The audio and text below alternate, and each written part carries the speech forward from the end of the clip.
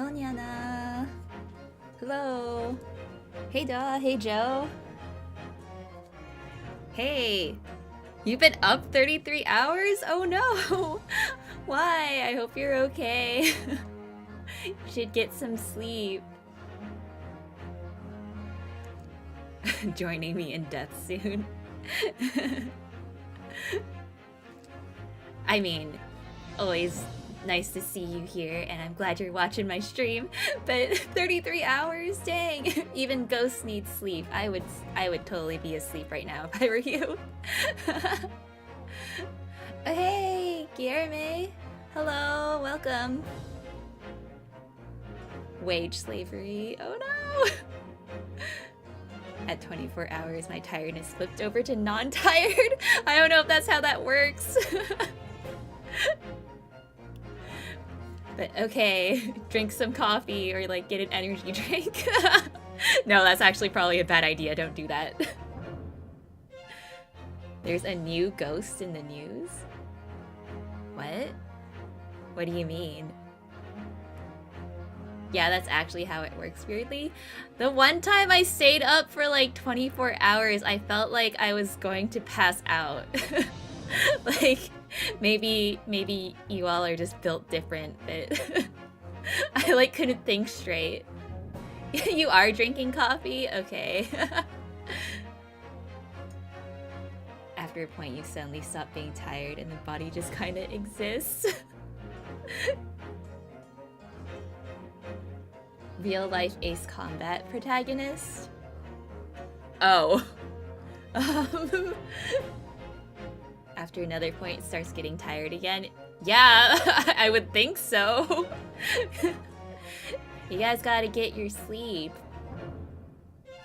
Have a college assignment? Oh, that sucks. Is the deadline tomorrow or something? It's always such a slog getting through all those college assignments. I think I'll die before you get tired again. Don't die. Although I'm dead already and it's I'm having a good time over here, so no, don't die. If I eat tofu's ghost, I'll be resurrected. That's not how that works either. Once stayed up for a whole week? Like literally the entire week? How are you alive? I could never. I'm a ghost and I can't even stay up that long. Hey Pi. You make the rules now, Da? Okay. Objection. Well, okay, ironically the streamer here is the one that has the normal sleep schedule, I guess. But yeah, so let's keep going with Ace Attorney. I think last time, where'd we leave off? What happened last time? I'm like blanking. Oh yeah, the jury launched their fire things into the scale, and then we have to like redo the whole thing again. Stupid jury. You could say that. You know the rules, and so does he. Why am I getting rickrolled? Yeah, we figured out who actually murdered. Yeah, the fat lady. Which part were we at? Yeah, so we figured out that the maid wife lady, I don't know if she's actually the murderer yet, but they definitely like know something. Yeah, Mrs. What's her face? Denid. And then the jury was all like,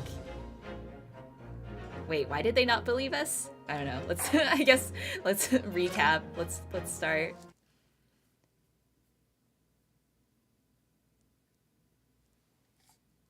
Oh. Okay, yeah. So we're doing another summation examination. Wait, is this?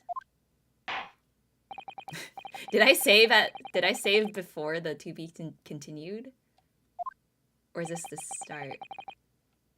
Yeah, she's trying to blame the defendant. But it could have been the husband, maybe? I don't know. Yeah, she's a sussy baka. Yeah, domestic abuse couple. They're definitely involved. Okay, state clearly and concisely for the court. Okay, yeah, I guess this is where I left off last time. It just didn't... I probably saved it like a little bit after. The grounds on which you find the defendant guilty of this crime. Okay.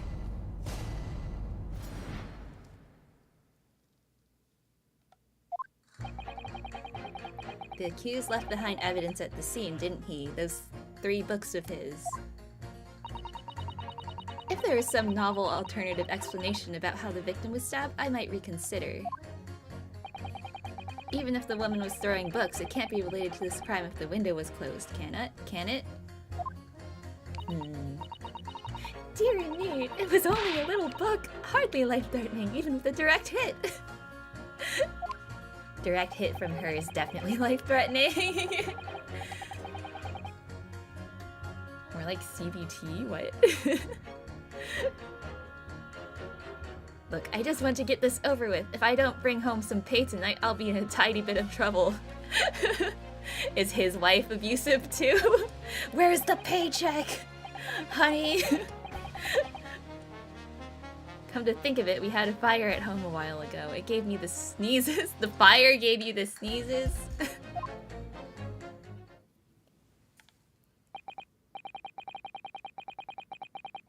Oh yeah, the whole book debacle. Yes, considerably more tangible arguments from all members of the jury this time around, it seems. With one notable exception, of course.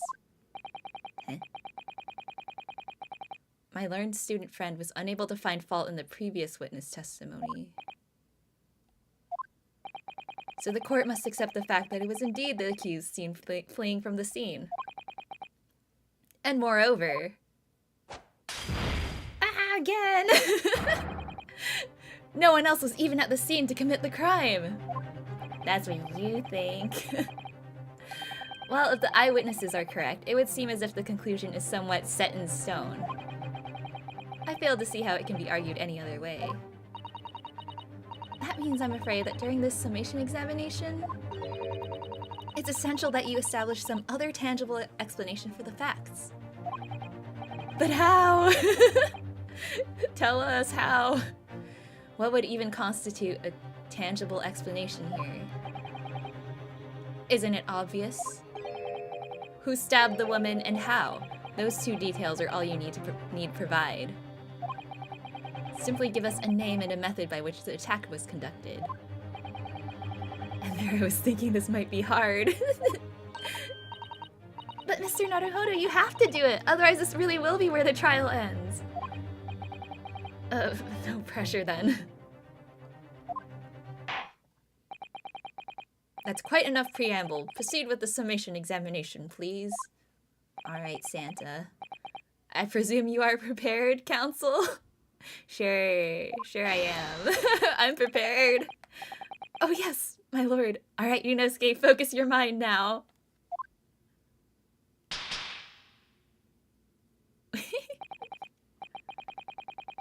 She threw the knife, it fell out the... the knife fell out the window. Killer was Jay? It was tofu with a butter knife?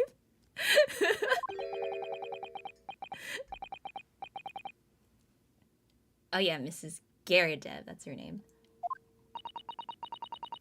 Ayana framed tofu. I don't even know this lady. We have a book that disappeared from the Garadev's house on the evening of the incident.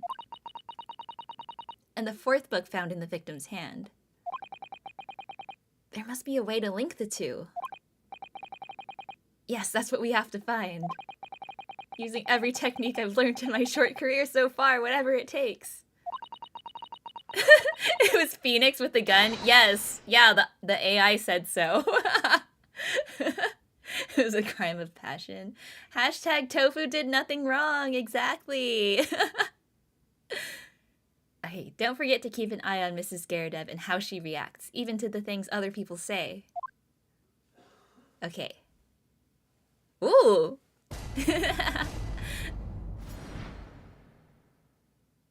Is he gonna walk again?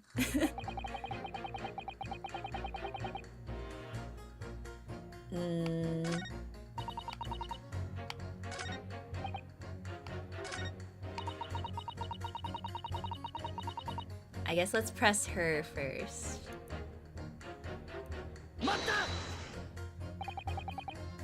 But the little book was on fire at the time, was it not? With flames of love, I'll have you know. There's really no such thing as a loving incendiary bomb. Ooh. Well, he brought it upon himself. It's playing with fire to betray a fiery love. Isn't it? Well, don't you agree? Oh, well, any kind of betrayal is certainly a bad thing, yes. But I think the argument might have arisen out of your misunderstanding, Mrs. Garadeb. The guy next to her keeps getting, like, slapped. Never you mind that. The point is, we were just having a jovial little dispute, nothing more. And I won't have any more of these suggestions that it was anything whatsoever to do with this crime.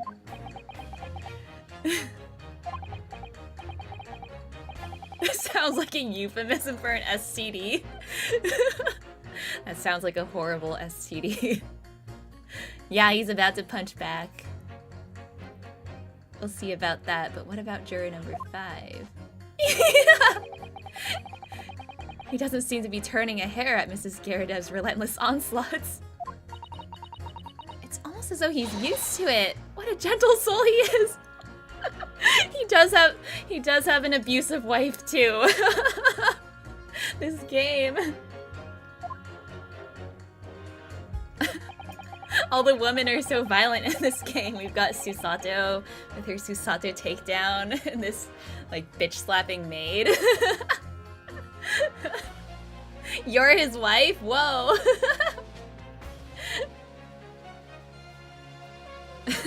Let's talk to him. Miles Edgeworth is your son? You just want to get this over with? How can you sit there and say something like that? A man's future is at stake here. Well, him and me both then, like I said before. What? I told you already, I'm a day laborer, aren't I? If I don't bring home some readies with me tonight, you'll find me floating face down in the Thames tomorrow morning. What? You heard me? My missus isn't one to mess about, you know. She can be fierce, believe you me.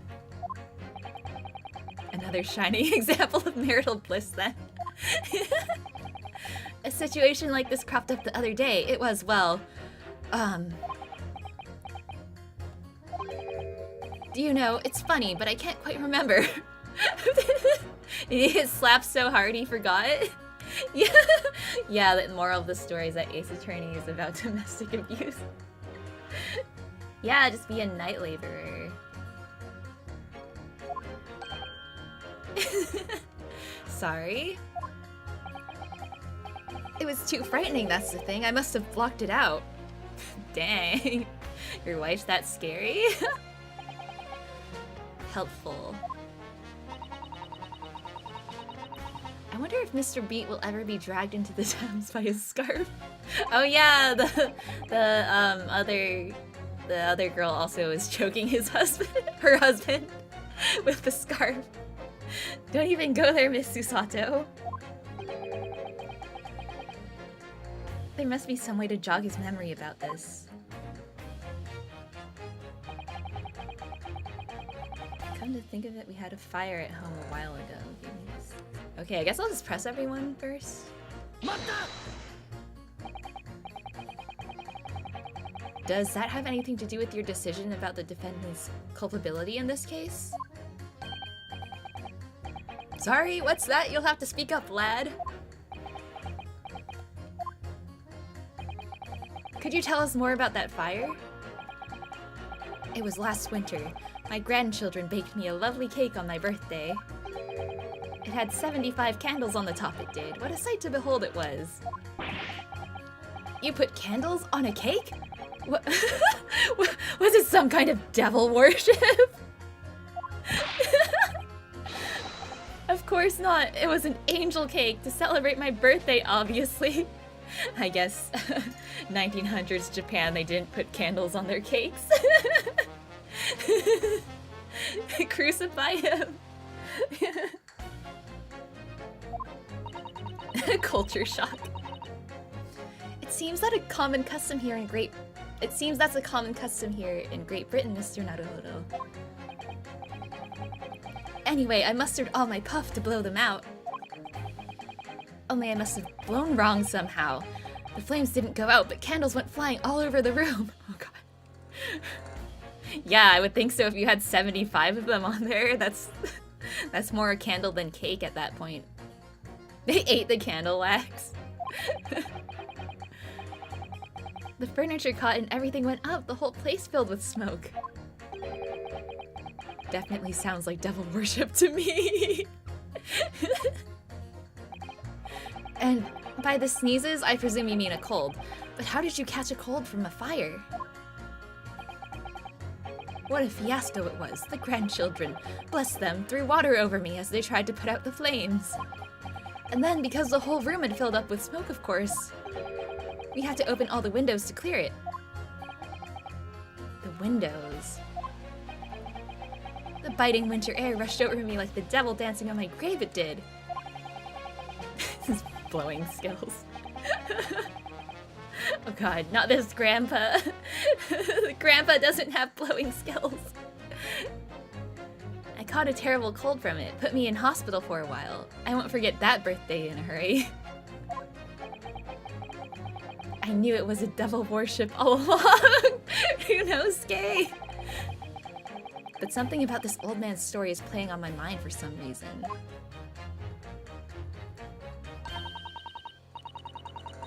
We need to demonstrate who, apart from Mr. Natsume, could have attacked the young woman on the street. As well as how he or she could have done it. Yes, but once again, the jury's statements are full of personal prejudice. A lot of them seem convinced they're right, even in the face of logical arguments to the contrary. I think you're going to need to pit them against each other to force them to accept an alternative explanation. Yes.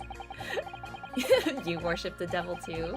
It was the judge? Whoa, that's a twist. Alright, I'll see what I can do. If anything stands out, I'll go in for a strike. That's the spirit!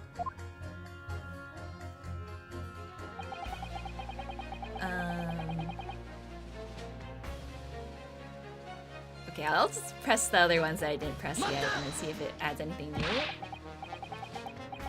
There were 4 books, not 3. Well, what difference does it make? Watch it be something dumb like the domestic abuse couple were arguing and accidentally knocked the knife out the window and it fell on the victim. Yeah, I wouldn't put it past this game.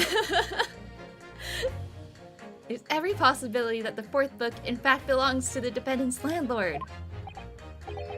Yes, that's the part I have a problem with. Sorry? Well, at the point the woman was stabbed, this landlord fellow was at home, wasn't he? Enjoying a fiery scrap with his wife or something, you said. That's not exactly how I put it, no. Well, anyway, the point is, the fellow and his wife were somewhere else when it happened. I think that's what you call a strong alibi. So it couldn't have been the landlord who did it, which only leaves the Nipponese fellow. Honestly, I can't see what all this palaver is about. It's a done deal, isn't it? I suppose it is, since I have nothing witty left to say. When do you ever have anything witty to say, Ryunosuke?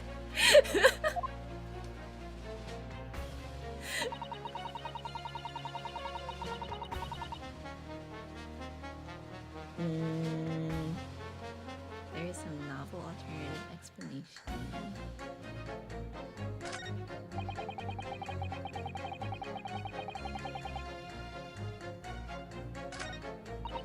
this press.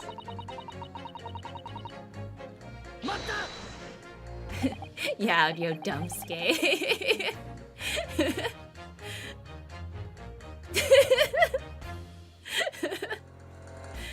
Even I'm smarter than him sometimes. Okay. Oh my, such delight on your face, but I'm afraid I shan't be swayed by emotion.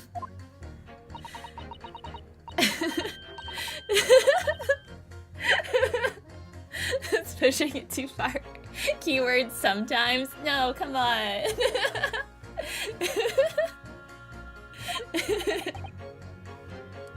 That's great. If one reads the morning papers, it's all forgotten by tea time, isn't it? So why read them in the first place?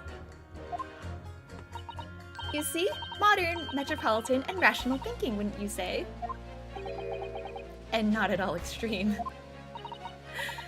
As I see it, an overwhelmingly suspicious Japanese man has been implicated by overwhelmingly strong testimony. So despite one or two minor puzzlements, I do declare that the man is overwhelmingly guilty. Modern, metropolitan, and rational logic, wouldn't you say? Overwhelmingly. But us modern gals are always delighted to embrace new fads, you know? So I'd be only too happy to consider an exciting new theory if you could come up with one. I'd be happy to do that too, if only I could. Strong testosterone. Yes, we need the strong testosterone to solve this case. Let's do our very best not to disappoint the modern and metropolitan young lady. Right, I'm glad you omitted rational there. Alright, this guy, and then we'll try to pit things. But what about the possibility that the window was open? What about it? I mean, there's just no way it could have been. How can you be so sure? The prosecutor fellow over there said it earlier, didn't he? Winters in London are no joke. You don't want to invite that sort of cold indoors. So no, that window wasn't open. Us Londoners like sitting by the fire and staying warm, see? Oh, I think I get it. Cause like, the room was on fire last time because of the candle that fell on the floor. So they had to open the window to let the smoke out. And what's the point in even having windows, huh? Counsel, you will kindly refrain from childish bickering. Oh, sorry. Somehow I need to show that there's an undeniable possibility that the window was open. Okay. Or wait, what evidence do I have again? Oh yeah, because this, the book is burnt, so I can prove that their, like, room was on fire, I guess?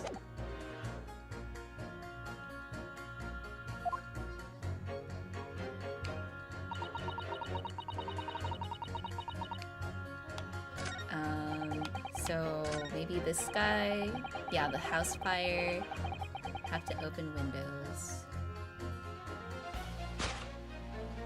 And then this one, yeah.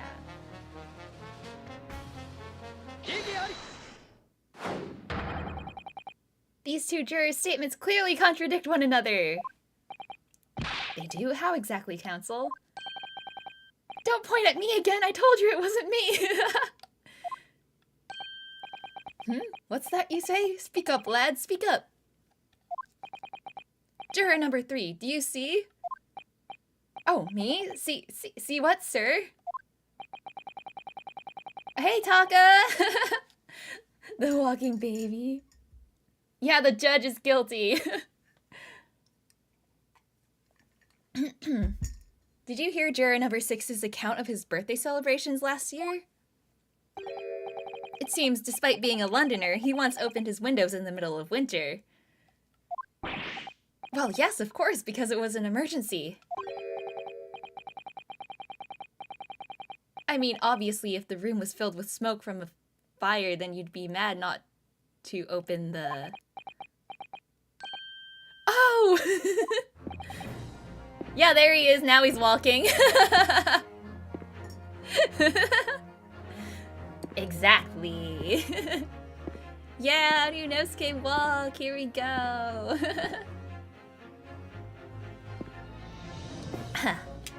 Now I'm gonna take a water break while I watch him walk.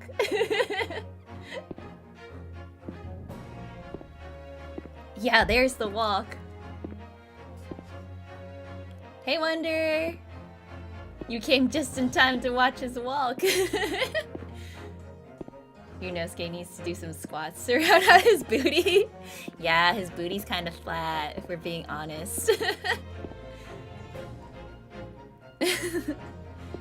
He deduced it without being told why it was a contradiction.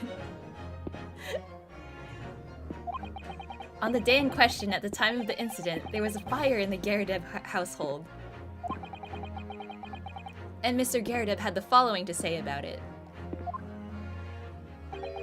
Yeah, that juror's definitely the smartest one there. The juror should be a lawyer.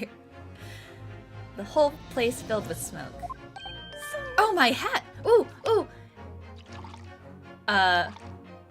Wait, how do I... Oh, pursue? Chotto! Chotto! Chotto! Juror number 4, do you have something to say about that? Is she... Who's she gonna pour her hot tea on this time? Mrs. Geradev! Oh, dearie me! What is the meaning of this? How dare you imply that I'm hiding who I really am? It's imperative that you confirm something for the court. So please, it's time to drop the pretense now. What is it? When the fire started in your house that day, did you or your husband open the window? What? I beg your pardon? What are you insinuating? She's full of water, wait. Full of tea. The room would have been thick with smoke after the carpet and bookcase caught fire as they did. In a situation like that, it's inconceivable that you wouldn't have opened the window. She has a bottle under the table. No, she just contains all the water in her body. It never leaves. And what if we did? Oh, all right then. Yes, you're right. My husband was frantically trying to open the window, which can't have been easy since I continued to give him a justly deserved book battery. Even though your house was on fire?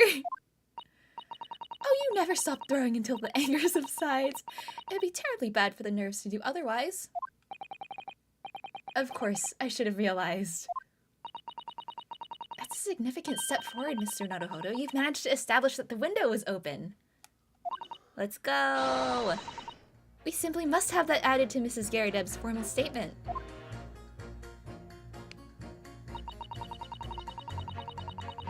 Okay, the window was open at the time. I'd forgotten it. I'd clean forgotten, but it's true. Okay, does that contradict anything else?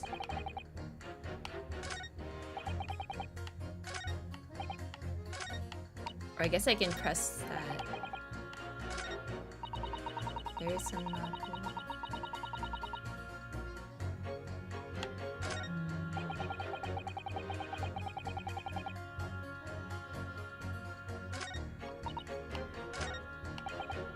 throw her into a fire. Roast her. Alright, I guess I'll just press again. Fourth book found at the scene of the crime shows very obvious signs of fire damage. Yeah. And the title of the book is The Lion's Pride. The same title, in fact, as the book that Mr. Geradev told us he had been reading. Well, I really couldn't say. On the day in question, did you or did you not throw at your husband the copy of The Lion's Pride that he had been reading?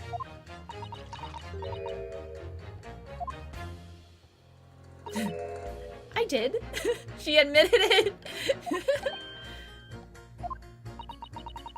first thing I could lay my hands on, so I hurled it straight at him. And now you come to mention it, yes. He was rather enjoying reading it, you're right. Why did you not reveal this information to the court from the outset? Ooh. Because I couldn't, you insolent little man! I didn't remember! How do you not remember? At times like that, you pick up and throw whatever you can lay your hands on as well, you know. Yeah, she's got... They should totally arrest her. Obstruction of justice. I barely noticed I was throwing a book, but... Ooh. He's having flashbacks. Pursue.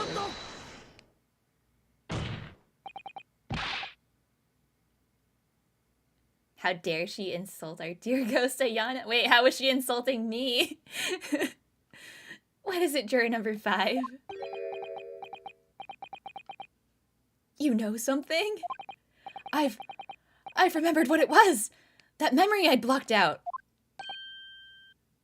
Ah. It was listening to what this granny was saying. Brought it all flooding back. Who are you calling a granny, you cheeky devil? I'm Mrs. Garadeb, or the maid, I'll have you know. The man doesn't even flinch. Please tell me that's not because he's so used to being hit all the time. All the poor husbands in this game, oh my god. It was about 2 weeks ago now. I just got back home after work, like. I put my hand in my pocket for the wages I just earned that day, and I nearly died. There was a hole. Every last penny had dropped out. Oh dear, what a disaster. You haven't heard the half of it, boy. Oh? The wife was cutting up some chicken at the time. I could hardly get the words out, but I told her straight. I've lost the day's wages, love. Next thing I knew, the blade was whistling past my ear. Stuck into the wall next to me it did, about 1 inch deep. Wait, maybe... Did they really throw a knife out the window? I feel like that's what this is leading to now. Is that actually what happened? I'm gonna be so mad. I could smell it then, you know, that god-awful stench of the Thames.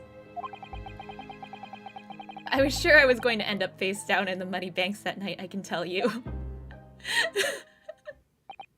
Now, that's a real disaster, isn't it? I'll never use the word lightly again. Anyway, the point I'm trying to make is this. When women lose their rag, they'll throw anything at you. Knives, hatchets, hammers, you name it. Mr. Naruhodo, you mustn't think that all women are so short-tempered and never fine. No, I wasn't thinking that. Throwing household objects at people is, well, it's so uncivilized. Yeah, Joe, you might be right. Please don't let that be the actual answer. At least attack with honor using a bow or the like. Writer for this game. Yo, marriages effing suck. What? Attack? Who are you going to attack? Never mind. Anyway, this man's words could be rather significant, I think. Can confirm my mother threw the chocolate in my face when I was young. You got the intuition last time and your intuition never lies. Oh god. Alright, we'll come back to the bow and arrow thing later, if I dare. Yeah, she literally judo threw Runosuke. Ooh, a woman in a rage will hurl almost anything at you. The kitchen knife really brought that home to me. Okay, let's press this again. Mata! Your wife really threw a kitchen knife at you? That's right, she was chopping meat with it. Had a tidy edge on it, believe me. Still, it's all memories, isn't it? It started with that smile she threw me when we were courting. Aww. And since then, the list of things she's thrown at me has grown along with our relationship. There is a cup, then a glass, then a pot, a kettle, a chair, a wardrobe, a cooker, a bathtub?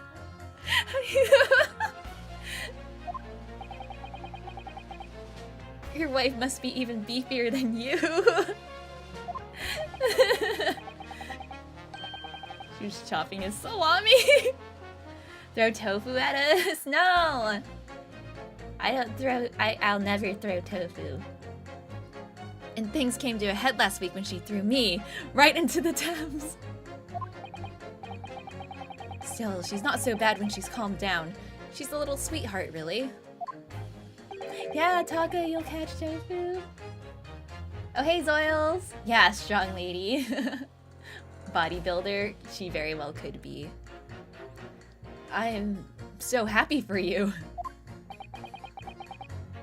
If you want to know what I think this whole idea of ladies first that we're so obsessed with in this country was thought up by some clever lads who'd been tossed in the Thames a few too many times by their wives.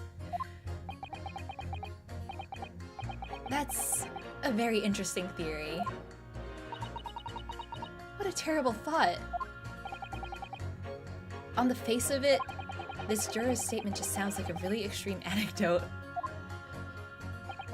But I think it might turn out to be an extremely powerful weapon. A weapon I might be able to use to make the jurors accept an alternative explanation here.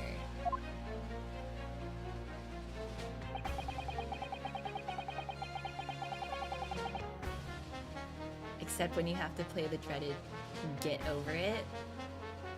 Getting over it.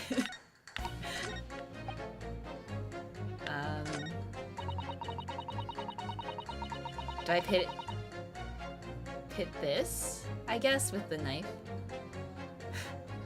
We're really gonna try to say that the knife flew out the window. Oops.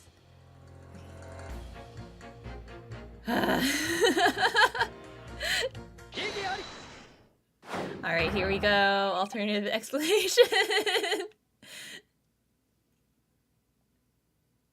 Oh, okay, yeah, have a good sleep, dog.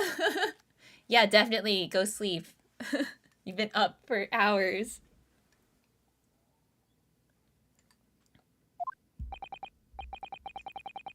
Good grief, you mean they don't Wait, what? They don't contradict each other?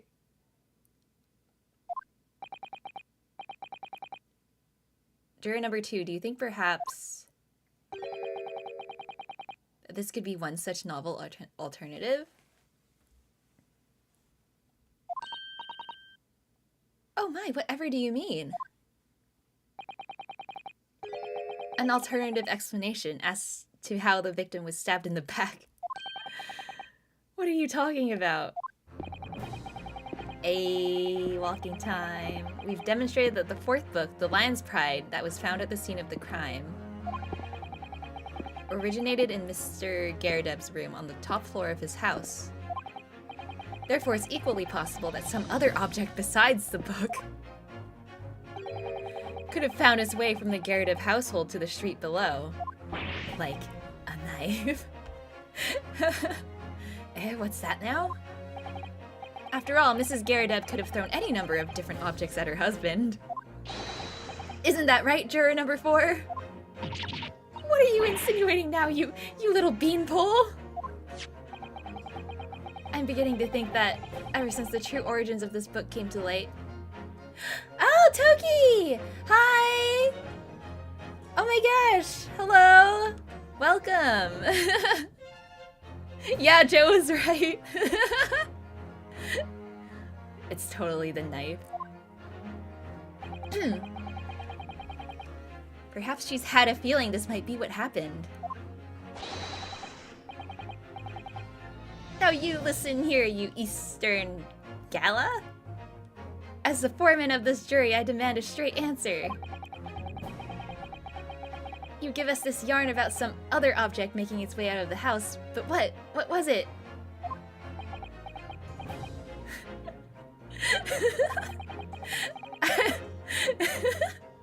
I'm really taking a big gamble here.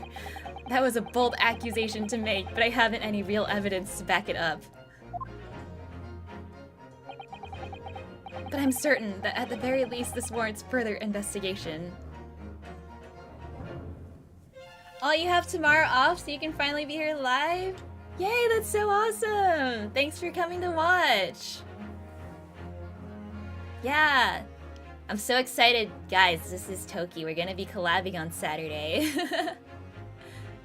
A fellow ghost buddy. Oh, hey, Robin! Welcome. Alright, Mr. Foreman, I'll try to explain the defense's theory. The other object that found its way from the Garrative household to the scene of the crime. It was the knife. Oh, and it has his initials on it too, I think, so we can say it belongs. I can't believe this.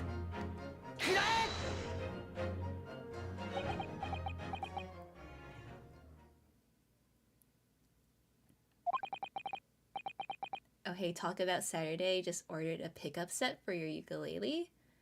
Pickup? Wait, what's a pickup set? Pickup set? Juror number 4, Mrs. Garrative. What? What now? It arrives tomorrow. Pickup set? Is that like extra ukulele parts or something? Slapstick comedy was the culprit. But I need you to confirm something else for the court.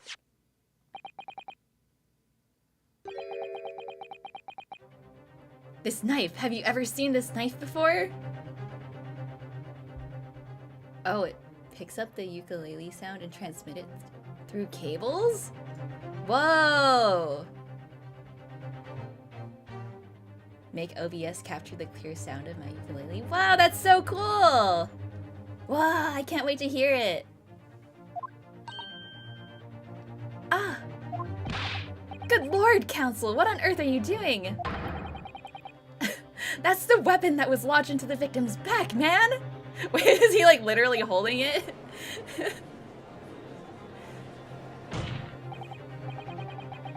My lord, remember that when the victim was attacked, Mr. and Mrs. Garrative were in the throes of an argument. Mrs. Garrative was hurling anything she could at her husband, who'd been backed up against the window. A window that had been opened to clear the smoke, and through which a book sailed to land at the crime scene. You can't seriously believe that! The book was found in the victim's grasp! Are you saying that it flew out the window and across the street to land neatly in her hand? Huh. Even my missus hasn't got an aim like that. Yes, I admit there are many details we don't yet understand. But that's the point. That's precisely why. We must not allow this trial to end. Not right now. Oh my. Ah! I love his little bead eyes. Essentially kind of similar to... Oh yeah, electric ukulele. Okay, have a good lunch, Taka. See you later. I'm excited for your ukulele. That sounds really fun. Yeah, the victim picked up the book and got shanked in the process. Mrs. Garrative, your answer, please. Have you seen this knife before or not? Oh,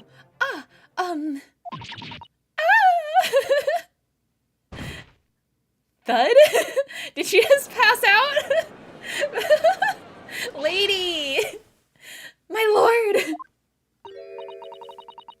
I wish to change my decision. No, we're not stealing the lunch money again. I'm a woman of my word after all. Thank you, madam. Yes, I agree. I certainly didn't see this coming, but I just don't think it would be right for this trial to come to an end now with so many unanswered questions. Mr. Foreman! I'd have to agree. Not that I think the granny didn't mind. Yes, you know what? I'm not quite happy about this at the moment either. All together now, ladies and gents. Yay, let's go! But Mrs. Gyardeb's passed out, so she can't. Well, she probably wouldn't launch her fireball anyway. We did it! Oh, congratulations, Mr. Naruhodo! So, as a result of the defense's summation examination, a number of jurors' leanings have changed. 2 jurors call guilty against 4 now calling innocent. Accordingly, the opinion of this court is divided, and this trial will continue. Still concerned about the actual fire magic happening. Yeah. Fire in this courtroom apparently go really well together. You can set off fireworks, smoke bombs, an entire burning bus. It'll never burn down. Now then, Lord Van Zeeks, how does the prosecution wish to proceed? Let's all drink. We wish to proceed by drinking. This trial is rapidly descending into a farce.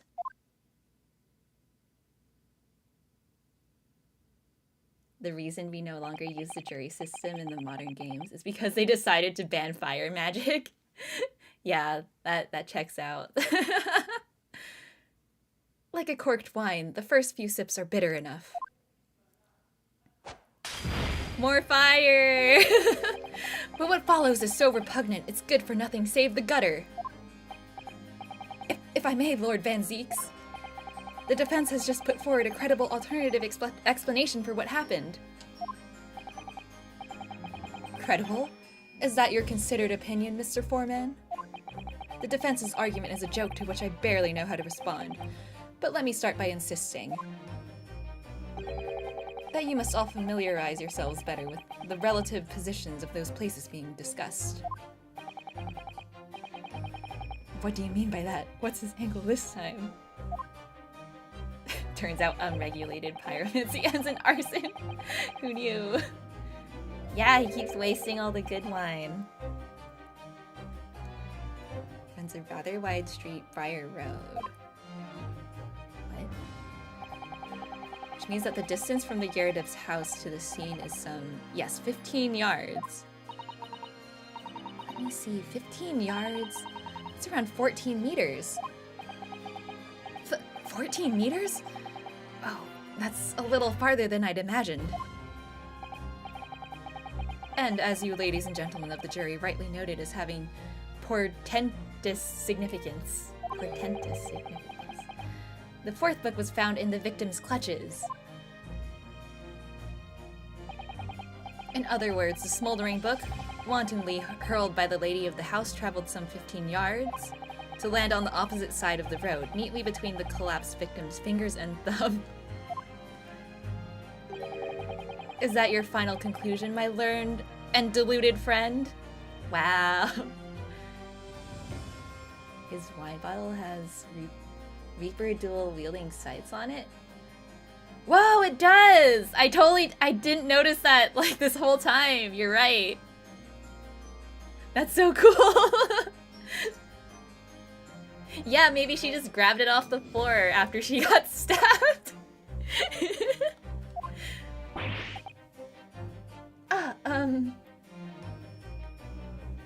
Or yeah, I guess she could have picked it up and then got stabbed.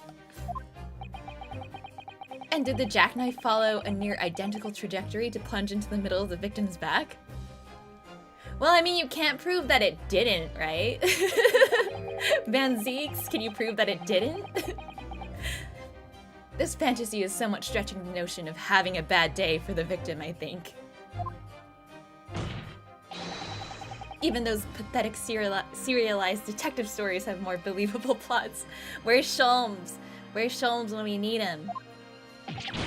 Ah! There's nothing I can say to that. That prosecutor loves the sound of his own voice. Miss Susato. Serialized detective stories are pathetic, are they? How dare he! Yeah!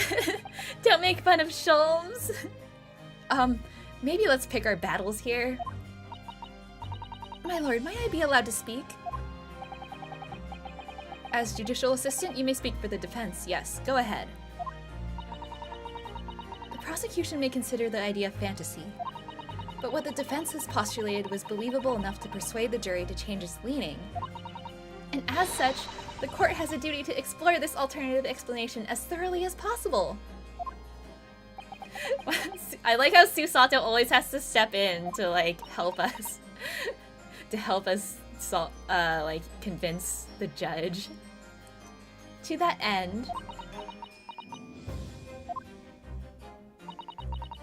juror number 4, Mrs. Joan Garadeb, must be called to testify and submit to cross-examination. Saints alive! A cross-examination of a juror? Yeah, I love how it can clearly be explained, but then we have to sit through 15 minutes to explain the obvious. That's Ace Attorney for you. Order! Order! Order! Well, this is highly irregular. It is unprecedented for a member of the jury to be summoned to the witness stand, but she's like the murderer. Also, she's unconscious. Igiari! Wow! And unnecessary. Lord Van Zeeks? There are already witnesses in the stand whose testimony the defense may further cross-examine. If my learned friend's farcical theory has any truth in it, then both a burning book and a jackknife must have flown through the sky before this couple's eyes. And we must assume they would be able to testify accordingly. These two again. Yeah, that bottle totally killed a dude. What say you, witnesses? Sleepy boy. Yes, sir! Constable Rolly Beat reporting for duty, sir.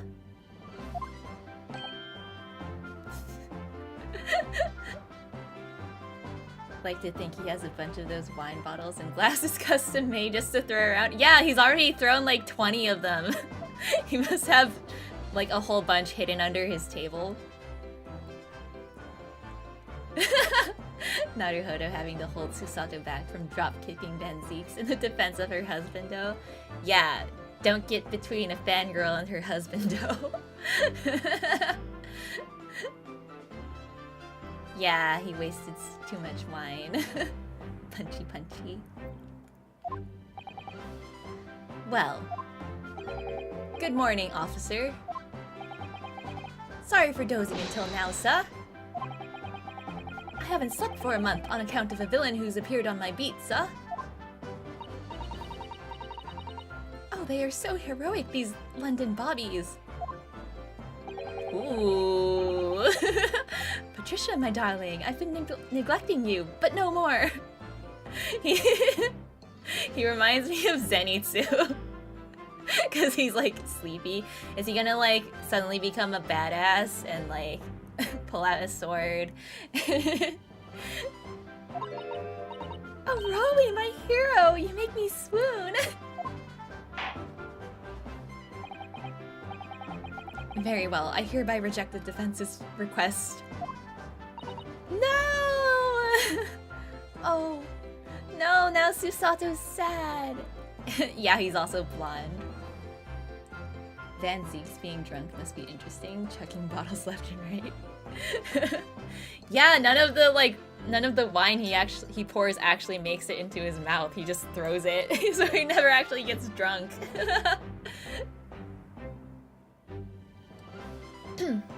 Why does he put his helmet strap in his mouth? The world may never know. Rip his clothes off and reveal a muscular body? Yeah, buff Zenitsu. And order the witnesses in the stand to testify again. Ah, these two again.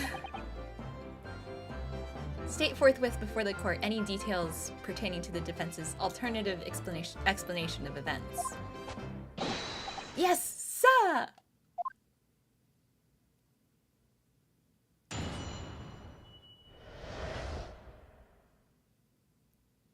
With that haircut and string in his mouth, can't take him seriously.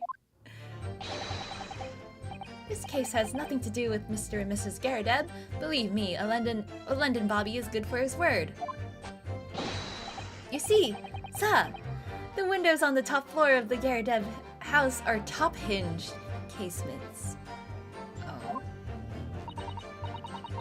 Obviously, if anything had been thrown out of the window, we would have seen it.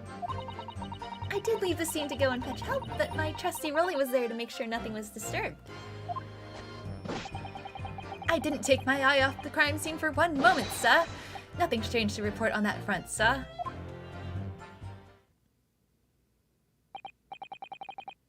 Well, this is quite startling. Top-hinged casement windows. That detail was not in the police report, Constable. But how would it being top-hinged have stopped a knife from, flying out the window? It's still open, isn't it? Why does that matter? Ah, yes, sorry about that. I must have been a little drowsy. Ahem. You cannot excuse your sins with drowsiness every time, Constable. No, sir! Sorry, but... what exactly is a top-hinged casement window? And you cannot excuse your ignorance with such trite remarks, my learned friend. Of course, sorry.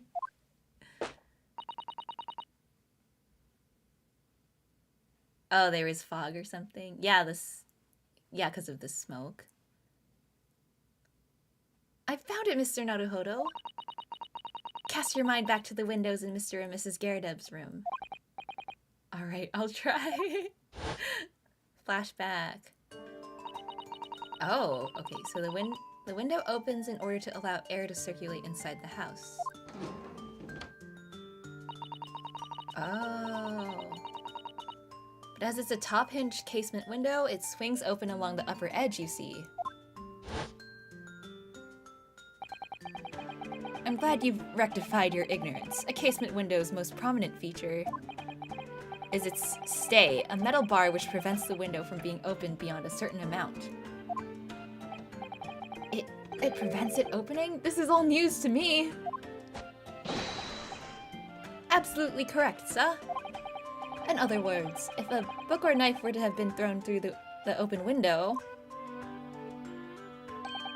it would have clattered against the pane and fallen straight down to the pavement below. Oh, no! You see the problem then? Good. Your education in windows is complete. There was never any possibility of either the book or the knife traveling 15 yards over the road.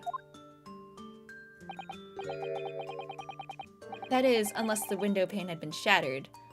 Something we've discounted already. But that can't be! Did you see that, Rolly? That young Japanese man just collapsed in agony!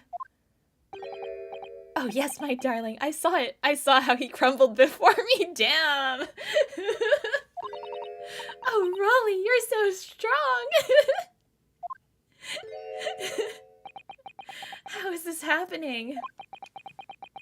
I haven't even started the cross-examination yet, and already my argument's been destroyed. Classic. Counsel, if you could drag yourself upright again. The court awaits your cross-examination. This sounds like the start of some elaborate cop roleplay. Yeah, that's what turns them on, apparently. My lord. Oh good, another desperate situation. Okay, then... if it wasn't the knife, then... Wait, let me look at what I have again. So, street map.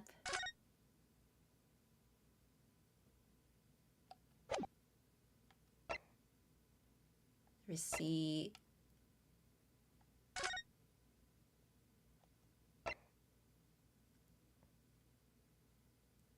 Single stab wound from large knife.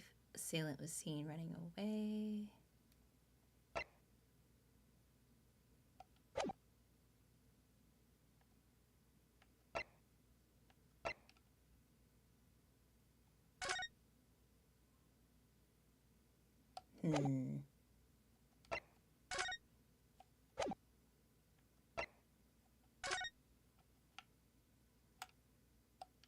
Okay, I'll just keep pressing. Just wanted to review what I have. Okay, this case has nothing to do.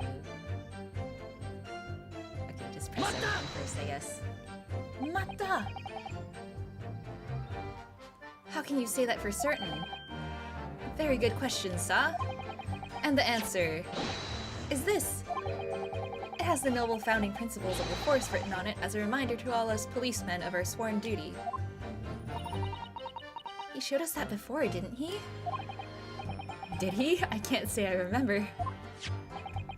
To patrol the streets of London town and uphold the peace of the common man, it's what the job's all about. And that is why I can stand here today beside my long-suffering wife and tell you Bobby's good for his word. While rubbing my tired eyes, admittedly, Sa. Oh, Rolly, you're so manly! Of course I am, my darling Patricia. These two. Oh, Pat. Oh, Rolly!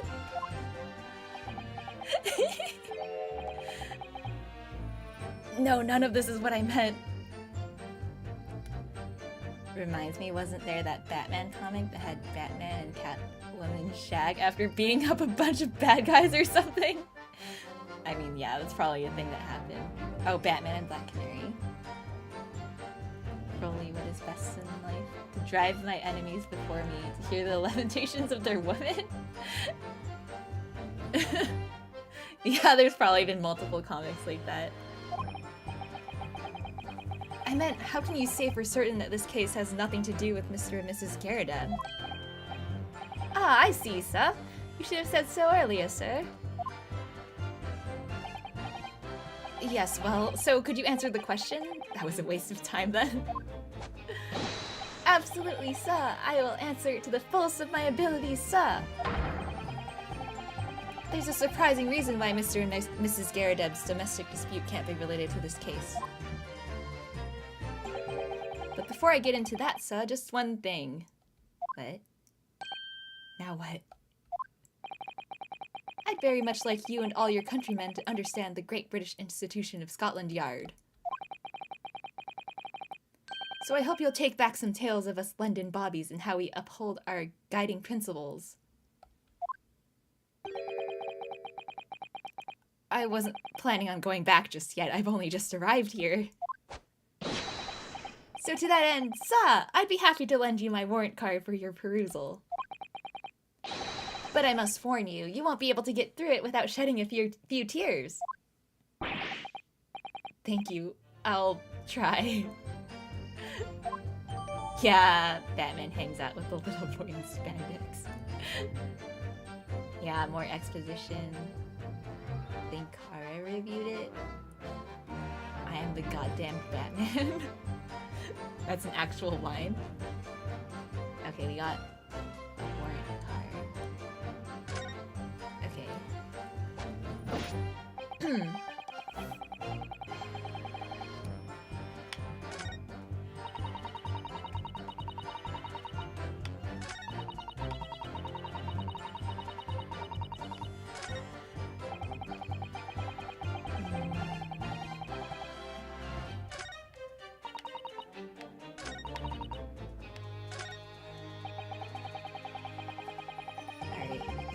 Press everything one by one again. Oh wait, let's look at that thing that we just got. Okay, Item number 1, a policeman will strive to preserve the peace within his allotted beat. Patrolling officer is expected to walk 20 miles around his beat every day. Furtherance of community relations. Any crimes fall under the jurisdiction of the beat in which they are discovered. When a crime is discovered on his beat, a policeman must assist with initial investigations and help detectives.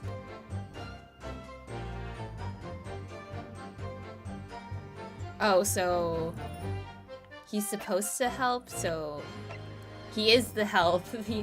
They shouldn't have been trying to find help. But he did sleep. Oh yeah, didn't he say last time he was like, he fell asleep with his face in the snow, right?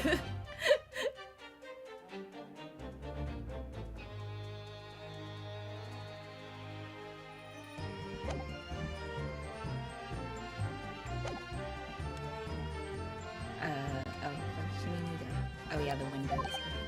Yes, sir. Yeah, okay. Therefore, anything thrown out of the window from inside the room would simply strike the pane and fall to the street directly below.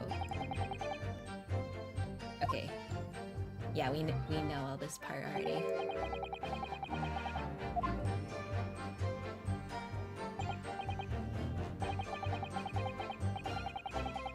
Directly opposite the scene of the crime on the other side. Okay, yeah, so it's too far away. It would have been so hard for somebody to mention this top-hinged casement thing before. Well, I have another question for you, Constable. And what would that be, sir? How do you even know? Why would you have any idea what sort of windows Mr. and Mrs. Garrideb's house is furnished with? Ooh, that's actually a good point. Ah, well, sir, that's very simple. You see, I helped with the investigation yesterday. Ooh, okay. Pursue. Chotto! Chotto! Do you have something to add, Mrs. Beat? Sorry? You look, well, delighted. Is there some particular reason for that? Oh, I was just remembering. That's all. We really were so lucky. Lucky? What do you mean? Oh, hey, Quad! Welcome. How's the trial going? It's going slowly. It's a typical Ace Attorney thing. We think we found the answer, then it turns out Van Zeeks just steps in and disproves it and with like one throw of his glass of wine, and then suddenly we have to interrogate the witnesses again.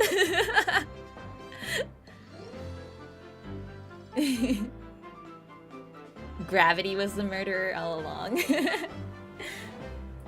Well, of course I feel terrible for the poor woman who was attacked. Don't misunderstand me, please. But we were just so lucky it didn't happen on Rolly's beat. It was so close, you see. Oh, I hadn't realized. Oh yes, that street, Briar Road, that's the boundary between Rolly's beat and the next one. Isn't that right, my love?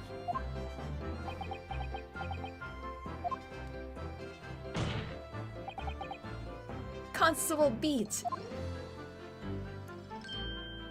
He's asleep again.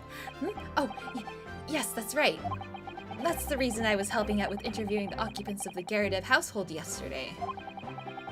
Their house is on my beat, you see, sir. That really was cutting it close then. Constable, I wonder if you could clarify something. If the Garrideb household is on your beat, does that mean that the pavement next to it is as well? Outside Mr. Garrideb's house? Yes, ma'am. The pavement on that side of the road is part of my beat. I see, I was unaware of that. Just think, if the woman had been attacked just on the other side of Briar Road, we would never have been able to go for that meal to celebrate our wedding anniversary. But that's the life of a Bobby after all. Extraordinary people are Bobbies. tirelessly working for the benefit of all Londoners. Do you know what I think? I think it was the good Lord's way of rewarding my Rolly for all his hard work. Don't you think so, my darling? That must be it, Pat, my love. That must be it. Turns out Pat and Patricia were the murderers. Reason for the thrill of it. I would believe that. I think perhaps we should make sure we have that information officially on record. Okay, so that probably... Wait. Let me read the thing again.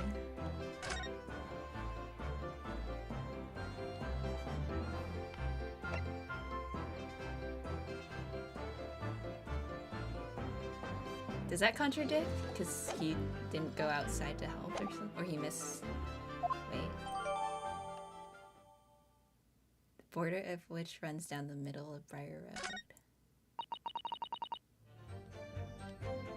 Okay, see you, Guillerme. Yeah, stayed long enough to rule out that it was not... Yeah, it wasn't just a stray knife that killed the victim. I mean, it's not completely ruled out yet. We'll see. Joe could still be right. Yeah, they're lying.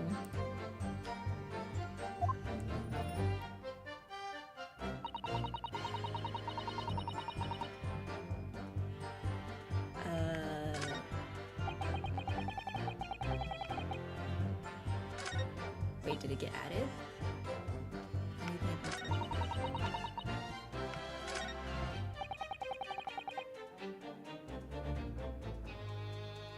Wait, what was the new statement that got added? Wasn't this the same? Or I guess it was this?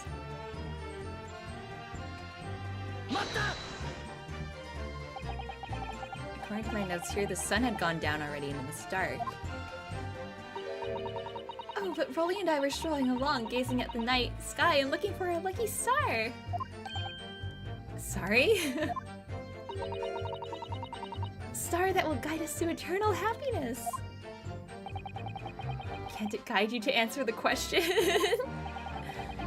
If a flaming book had cut across the sky in front of us, it would have lit up like a shooting star. And if I'd seen a shooting star, I would have made a wish upon it. Let Rolly be an inspector, I would have said. 3 times at least. Of course, what with the smog and everything, we couldn't actually see any stars. In short, are you trying to say that neither a book nor a knife crossed the sky before you? Yes, sir, that is correct, sir. As sure as the night sky in London is starless, sir. It certainly seems like they're telling the truth.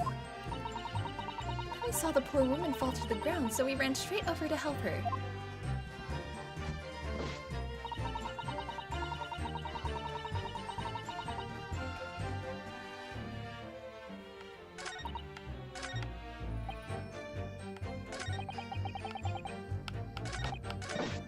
Didn't they say they added a new statement? Which one was it? I feel like these were all the old ones.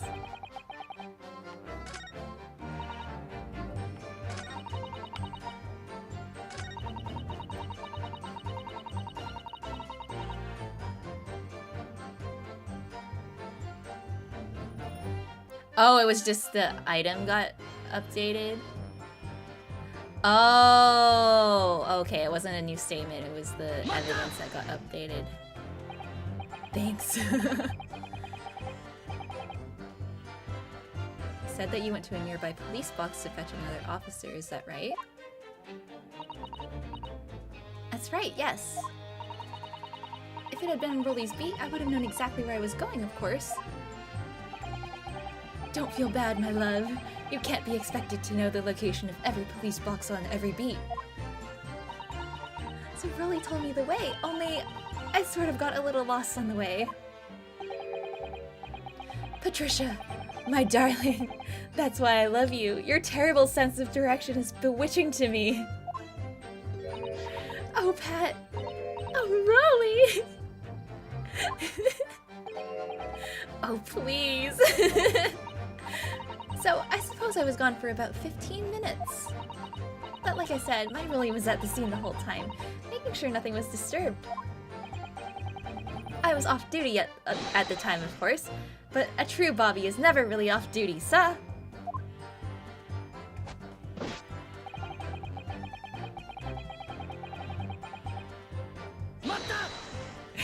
Bad directions fetish. Nothing to report? That's correct, sir. I had my eyes wide open the entire time. Never looked away for a second. No one else approached the scene and nothing was removed from it. I can swear to that on the yard's honor, sir. Really? That seems a little strange. Beg your pardon, sir. Strange, sir. Seems altogether regular to me. This is the entertainment we come for, listening to Ayana read cheesy romance lines. This wasn't supposed to be the fanfiction reading stream. This burnt copy of The Lion's Pride was originally in the Garadeb household. So the question remains, how did it find its way into the hand of the victim? Can you shed any light on that, seeing as you were at the scene of the crime the entire time?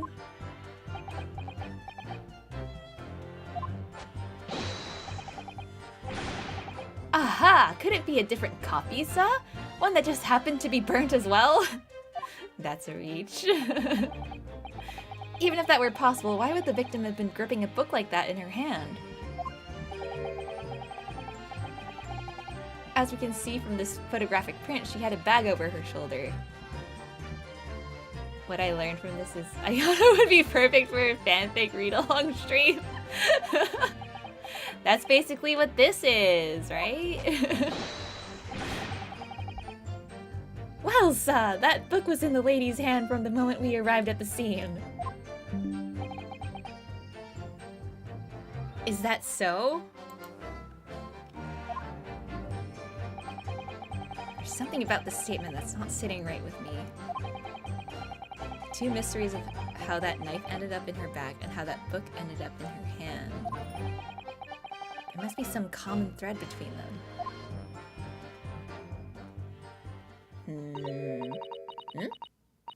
Can I ask you something? Please, Mr. Lawyer, sir.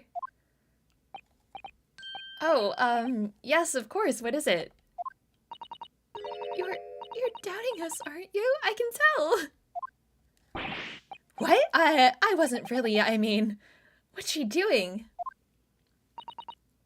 Please, just because I'm a woman, it doesn't make my testimony any less valuable. You might just see me as the wife of a policeman, but I'm a woman of my word, I am. I really don't remember ever suggesting that I doubted you. No excuses, I don't want to hear it. My voice will be heard. My lord, you'll let me speak, won't you? Yes, Mrs. B, I will allow you to supplement your testimony if you so desire.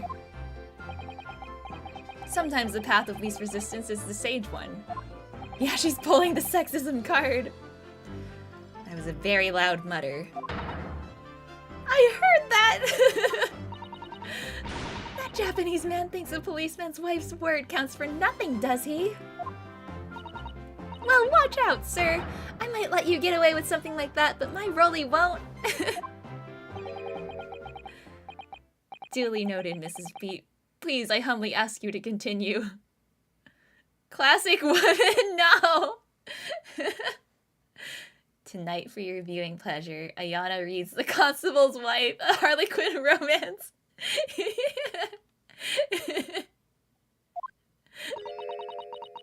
Yeah, Susato, sir. But they never let Susato speak. Or they never listen to her ideas. What could she possibly be about to say, I wonder? Yeah, this poor man's gonna die. Susato also throws Yunosuke onto his head multiple times. Yeah.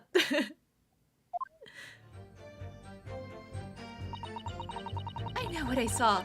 My eyes never let me down. My sense of direction is a little off sometimes, though. Mrs. Beat, nobody is questioning what you've told us. I saw it! I did! That evening I saw it clearly! That little Eastern man with the whiskers and the funny curved back slinking away from the scene! Ha. And I know what I didn't see as well. I didn't see any flaming books or knives flying through the sky! All very clear. You also mentioned something about having a poor sense of direction? Oh, yes, well, that's a little embarrassing, really. I'm always ending up at the wrong place when I've made arrangements to meet Rolly. He gets ever so cross. Ooh. Chotto! Constable Beat, is there a problem?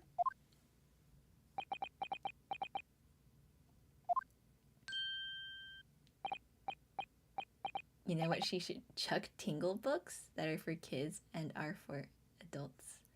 What? What are Chuck Tingle books? No problem, sir. Did your wife's remark just now bring something to mind, perhaps? Oh, well, in a way, sir. Yes, sir. I was just remembering that the same thing happened that evening is all. She doesn't know? Wait, what don't I know? Wait, what?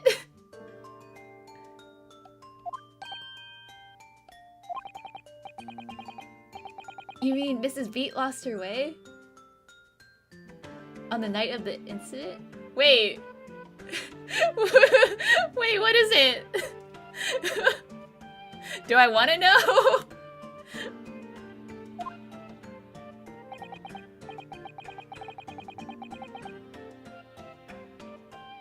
An amazing author, which such books like... What? I lack the critical information. What? I'm so confused.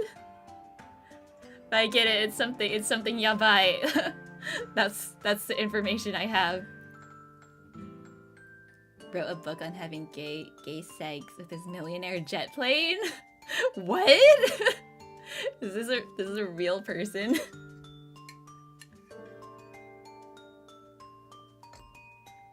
Or something. Okay then. Well, you see, I sent her off to find a police box in the next beat over from mine. She was gone a fair bit longer than what I was expecting. He's real? He has multiple books? What the hell? All of them are like that? That's so weird. I've never heard of that before in my life.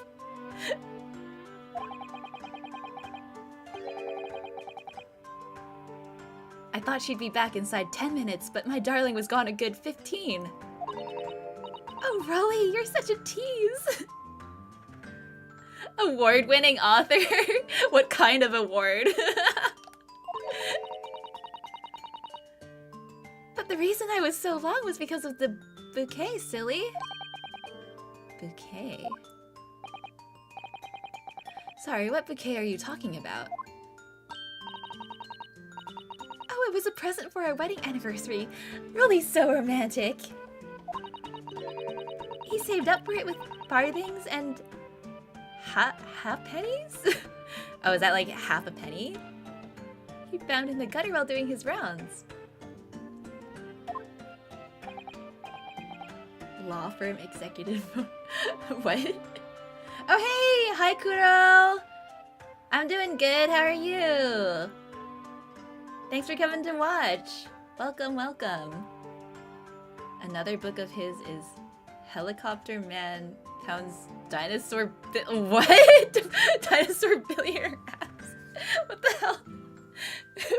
Yeah, a list of books never to search up. Hey, Penny? Oh, is that how you pronounce it? You're doing okay, just chilling, that's cool. Ooh, you've been wanting to play this game? It's fun! Definitely recommend. It's kind of long though. We've been stuck in this trial for like ages. I'd forgotten all about it just now. Had you, my darling?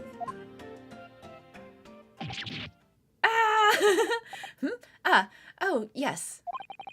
But that was just between us.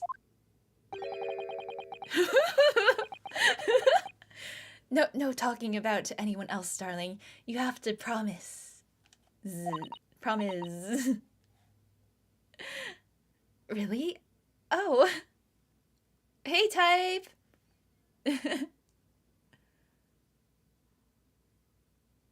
A butt in the... What? Are these... Are those real book titles? That's so weird.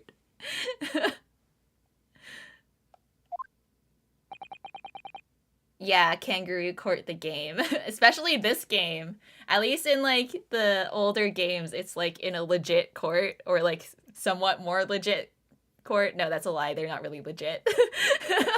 But there's, like, rules. Like, not setting things on fire or throwing wine bottles. All of these are real book titles. Oh my god. Yeah, those are definitely on the never gonna read list. Constable Beat looked very obviously troubled during that exchange. I'm afraid I can't offer any useful insight, Mr. Naruhodo. Really? But Susato, you always, like, solve everything for us. But I'm quite sure of one thing. We have to ask Mrs. Beat about the bouquet. Mrs. Beat, this bouquet you just mentioned. I'd like you to add details about it to your testimony, please. Oh, really? Yes, I'd love to.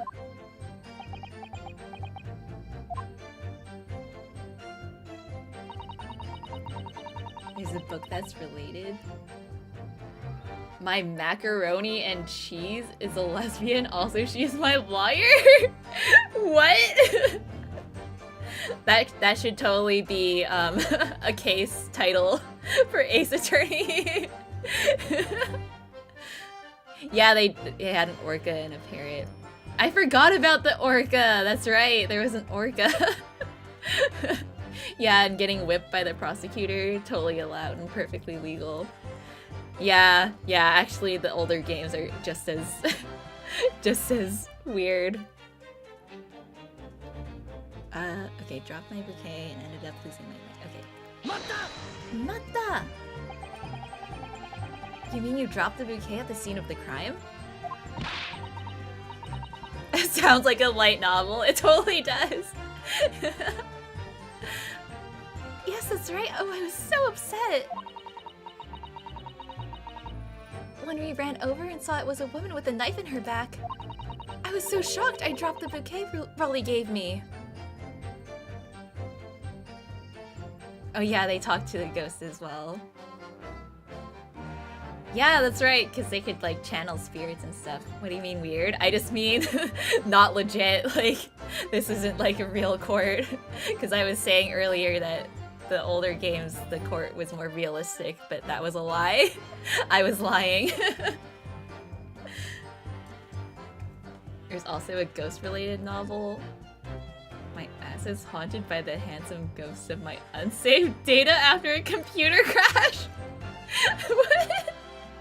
That sounds even more like a light novel.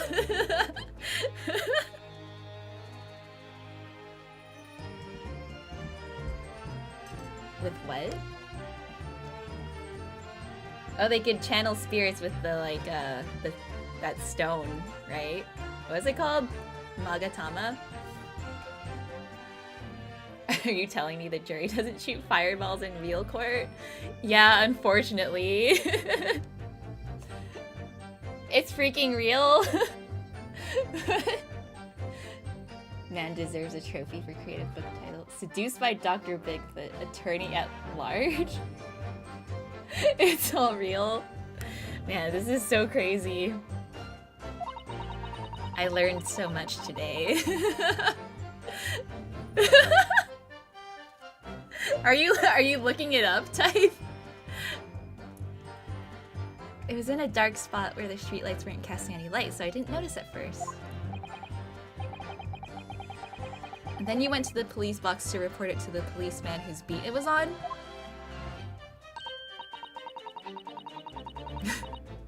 Whoa, people are weird. I don't know if I want to Google him now. I guess you guys told me all the titles already, though. Yes, and I came back to the scene together with the other constable, you see. That's when I spotted my bouquet again. But the funny thing was, when I went to pick it up, it was nowhere near the victim's body at all. In case you need reminding, Mrs. B, the victim is not deceased. I was all flustered for a moment before I heard a voice calling me from the other side of the road. Your husband, presumably? That's right, silly me, I'd gone over to the wrong side of the street. Although, I'm going to blame the bouquet this time. I can't think how it got there, I really can't. Chuck Tingle stream what? You guys really want YouTube to ban me, huh? Brain melting search. He even has one for pandemic and Bitcoin.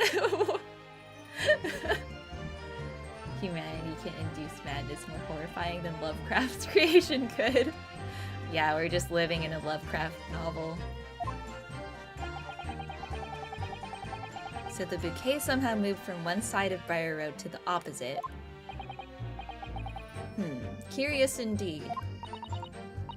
Isn't it? But the worst of it is, I forgot to pick the bouquet up again when we left the scene. That beautiful rose Rolly bought me, with that change from the gutter he spent so long collecting. By bouquet, do you perhaps mean this sorry solitary rose? Oh! Oh! Yes, that's it! That's the bouquet Rolly bought me for our anniversary with old bits of change he found in the gutter! Maybe just call it a rose. Tell us, Lord Van Zieks, where did you come by the flower? According to the report by the police officer in charge of the crime scene investigation, it was found on the edge of the pavement in front of the Garadeb household. In front of the Garadeb's house? Although it wasn't noticed until the morning, as it lay where the street lamps cast no light. It was believed to be of no relevance to the case since it was found on the opposite side of the thoroughfare. Oh, thank you, sir. Thank you. Could I have it back now, please?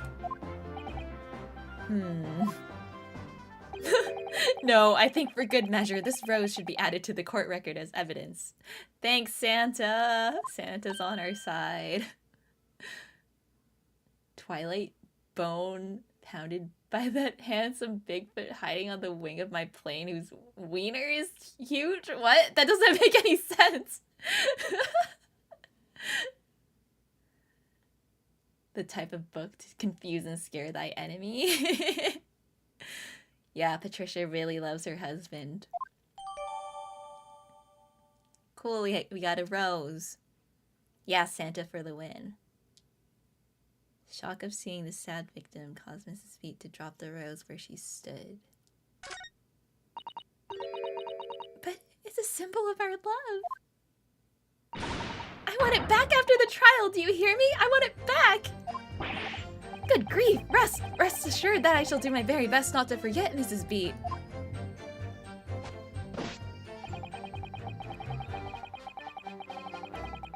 Did I press this already?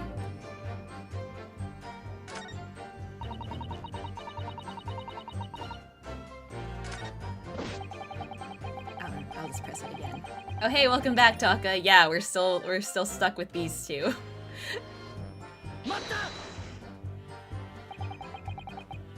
If you're at war, you can send those books to demoralize the enemy. It's a new war strat. Nothing to report? That's correct, sir. I had my eyes wide open the entire time. Never looked away for a second. No one else approached the scene and nothing was removed from it. I can swear to that on the Yard's honor, sir! Really? That seems a little strange. Beg your pardon, sir. Strange, sir. Wait, I think I did. Did I read this already? I think we did go through this already.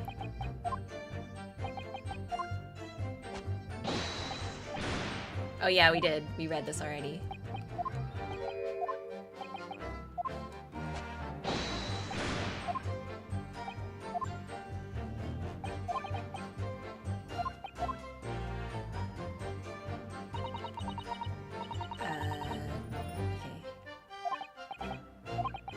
The whole idea of an invisible attacker has been troubling me all along. But I believe I'm starting to get a picture of what really happened here now. The fourth book that had no business being at the scene of the crime made me sure that Mrs. Geradev was hiding something from us. But it's becoming increasingly clear that someone else has been hiding something from us as well. Wait, what?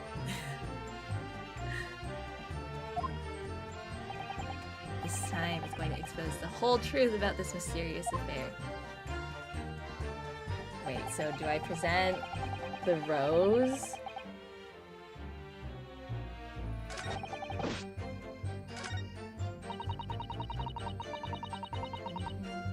Turn out the window.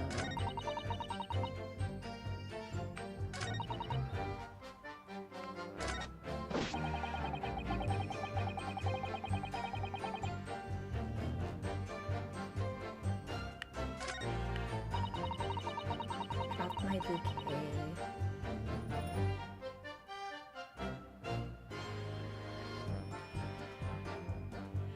Yeah, the liar. Sure as fuck, you got an idea of what's going on. Meanwhile, the player confused as fuck. Yeah, that's me.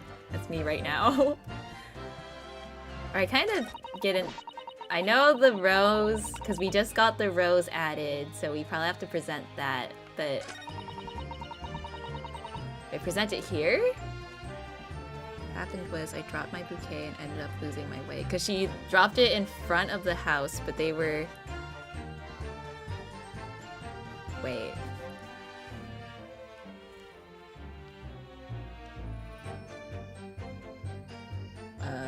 Wait, what did she say again?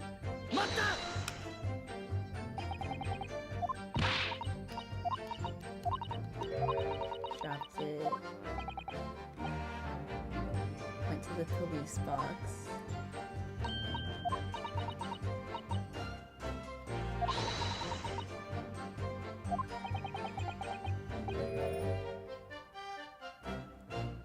The bouquet was a knife gun that shot a knife at the victim when it was dropped. Dang. That's some advanced technology they have there. Or gadget. Tonight on judge duty, the judge calls the defendant an idiot and whips him in half and sets his corpse on fire. What? Yeah, totally would watch that. Oh, do we have to like examine it? I didn't do that yet. It's very stylish paper the flower's wrapped in, isn't it? Stylish paper. It's newspaper. It's just an old newspaper, Mr. Naruhodo. Do they not have newspapers in Japan yet? Oh, I suppose it's because I'm not used to seeing English print. It looks so exotic to me. Ah, I see. Is something wrong? Oh, no. I was just thinking that if you wrapped a stone-baked sweet potato in English newspaper, it might look like some sort of fancy cake. Ah, Susato-san, you do love your cakes. What? Okay.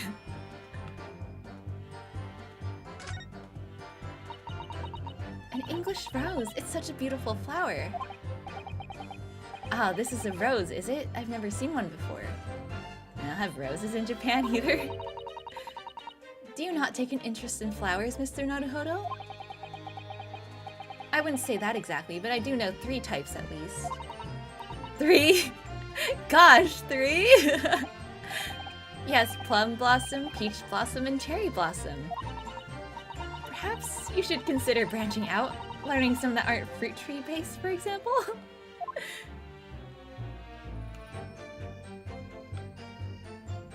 Paper part of the book? Yeah, is that... Is this the same? Oh, it's just... Yeah, 英語めっちゃめちゃ面白いね。Is there anything else?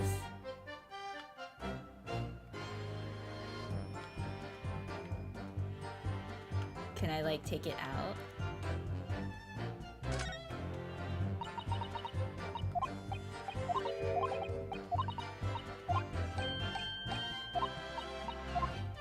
It's just the same thing. I thought I could... Is this something? No, it's just the paper again. Okay, I guess there's no other clues. I'm so paranoid now after the steak incident. I'm like, I need to like unflip everything, like open everything. I don't think there's anything else though. So, shock of seeing the stabbed victim.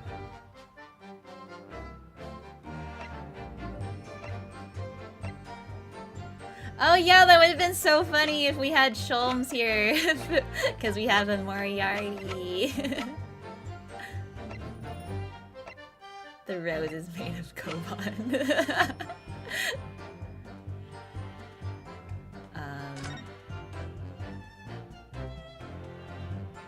Walk 20 miles.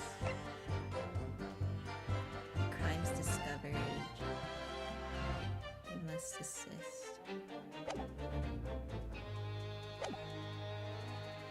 Yeah, I miss Sholmes too. How come he's never in the court cases? Or he's never in the court.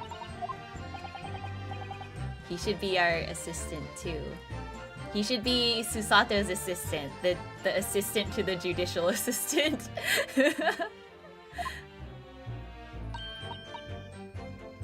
You hate that guy, love that guy.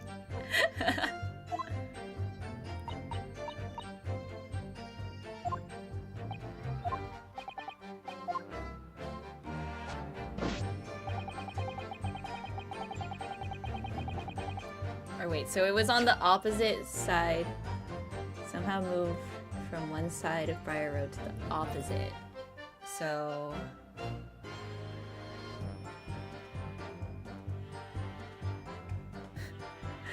Wait, but what's the contradiction? Oh, what? Oh. Oh, Mr. Not. Wait, I already read this part. Who knows more flowers than Phoenix? Phoenix only knows tulips and sunflowers. That's right! Do you know... he knows one more flower than Phoenix. And that's just because he knows fruit.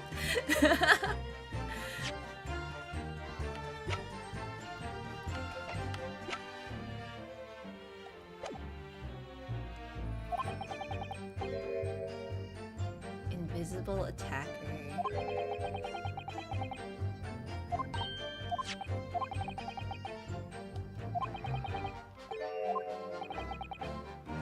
So it's probably Rolly's hiding something, but how do we...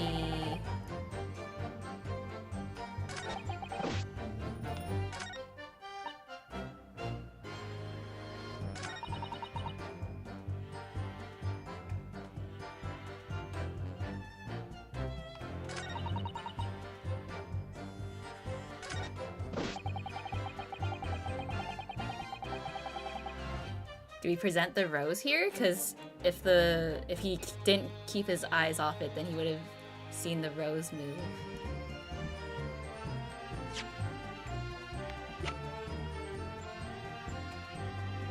X.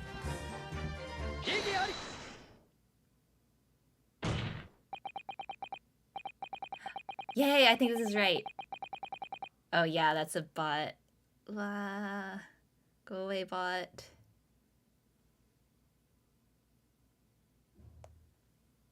You claim, Constable Beat, there was nothing to report in the 15 or so minutes you were guarding the scene. But that cannot be.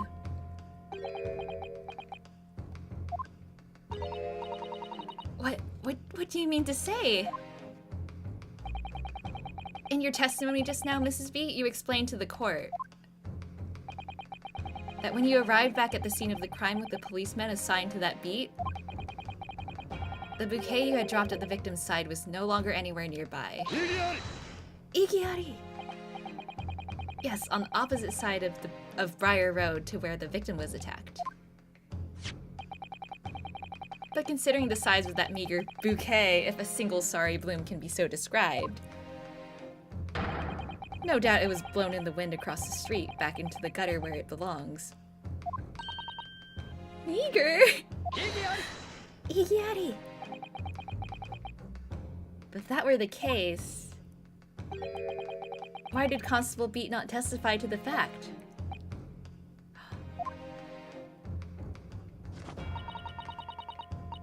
No one else approached the scene and nothing was removed from it. Constable Beat swore to that on Scotland Yard's honor. But the bouquet belonged to me! It has nothing to do with the case! That's why I really didn't mention it, I'm sure! Your husband's a liar! No, because sadly it's not only your bouquet we're talking about here. More than one thing in this case is mysteriously the wrong way round. Yeah. Ooh, fun question. Watch any good anime lately?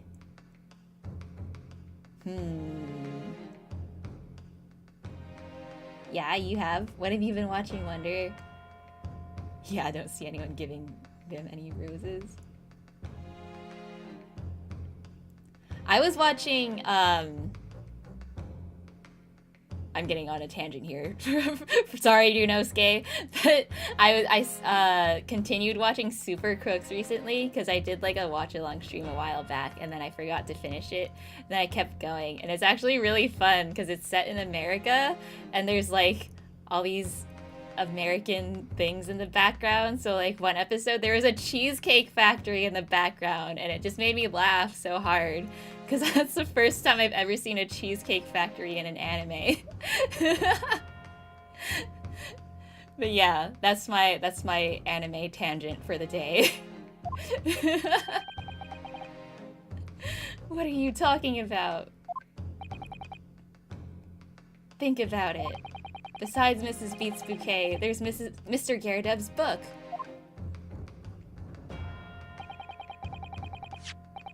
Mr. Gerdub's copy of The Lion's Pride, which was thrown out the window by his wife, would have struck the pane of the casement window and landed here on the west side of the street. And yet, it was actually found here on the opposite side of the road in the victim's hand. Yeah. Isekai harem monogatari? Isekai. Akane wa tsumare somerareru? It was painful? What?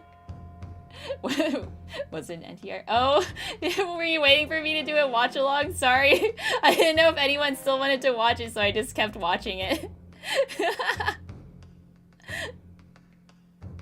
It's an NTR, oh no.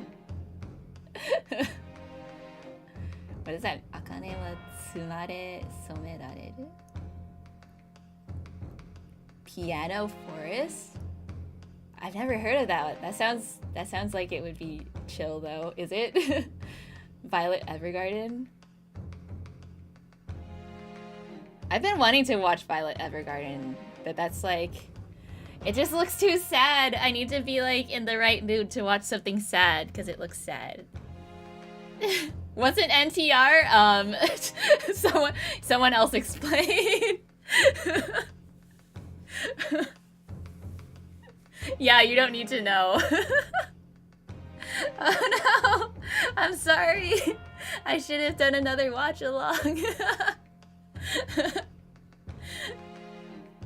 It's just been so long that I was like, I should probably just keep watching it on my own. I don't know if anyone else already finished it. Don't need to know, but you have to know. You don't have to know, it's okay.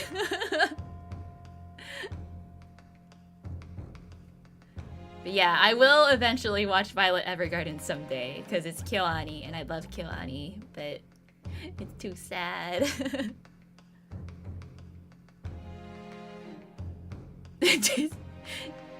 Disney Channel original. Yeah. Show you what an NTR is. Completely unrelated. Do you have an attractive loved one? Oh my god. As compensation, do a watch along on Bible Black? What's Bible Black? I've never heard of that one either. Forest of Piano? Oh, ooh, a piano anime. Is it like Your Lie in April, like music anime? NTR thumbnails? Are you looking it up too? Oh no. Yeah, pie going for the neck. Wait, I'm curious. What's Bible Black? Wait, okay. Time for me to Google things too now. Oh, okay, yeah, it is an eroge. I knew it.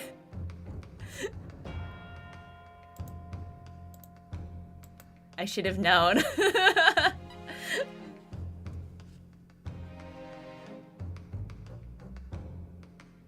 Kono uragirimon Huh? Oh, I guess that makes sense. That means kono uragirimon ga. That means like that traitor. So NTR, that checks out.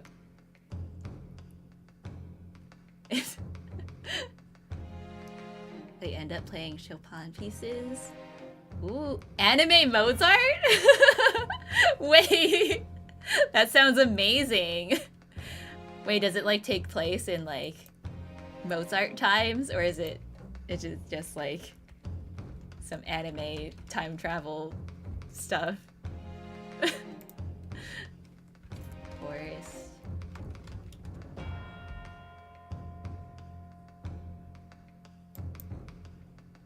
Oh, that actually looks cute. Forest of Piano. Oh, that actually looks nice. I would watch that.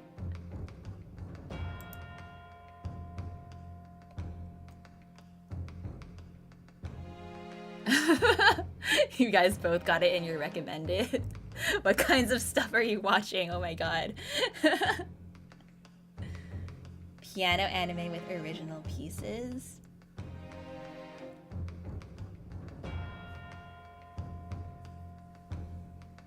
Oh, Demo? Yeah, that's a movie.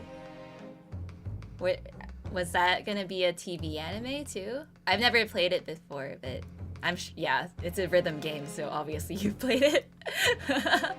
It looks really cool though. Maybe I should try it sometime. Yes, some cultured anime.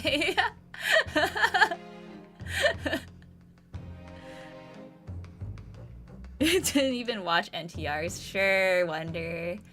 That's totally why you got it on your recommended then. Demo Reborn on Steam. Ooh. I'll add it to my games list maybe. Because I've seen like posters for the movie. Because it is a movie, right? So I like the style. It looks really cool. And it has like a cool story from what I've read anyway. Oh, there's a demo port for Switch. Oh, because you started watching random Japan vids? Yeah, I guess that would show up eventually in the YouTube rabbit hole.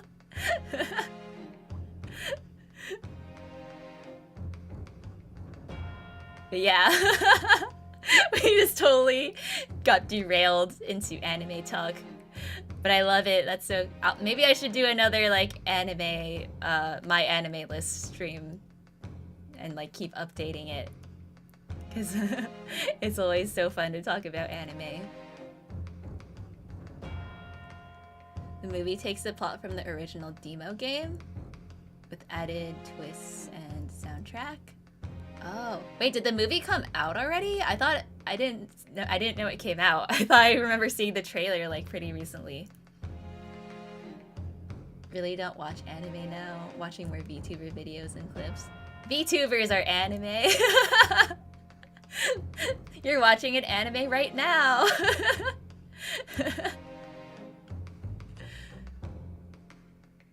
Anime Mozart is what my wife and I called him. The protagonist imagines the ghost of Mozart as an obstacle as he struggles to play the Mozart composition in his own style.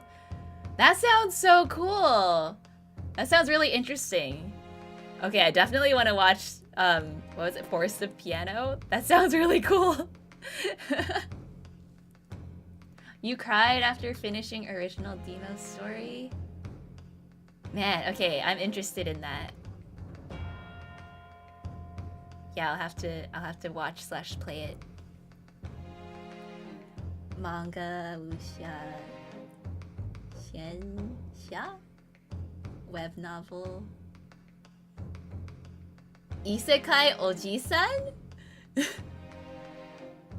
I don't know what that is, but the title sounds amazing.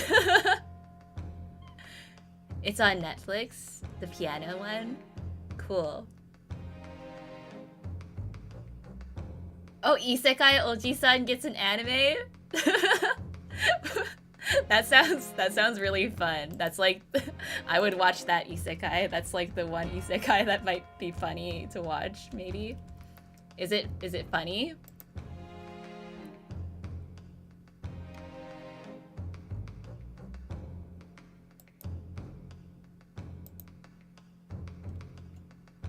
Oji-san to another world. Yeah, it's funny. Official trailer came out 2 months ago.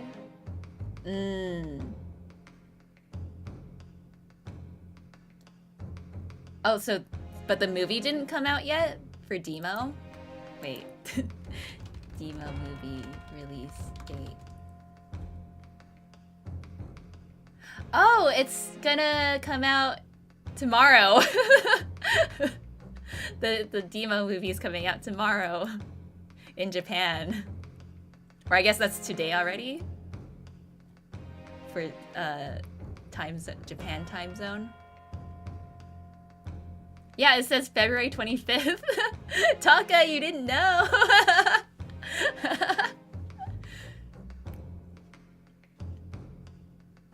Isekai Oji-san did have a special appearance on the game Chain Chronicles when it's still a manga. Whoa. I don't know that game, but that's pretty cool if it got a cameo while it's still a manga. Taka over here fanboying. Oh no, Zoils tried looking up NTR. Didn't know which one was true.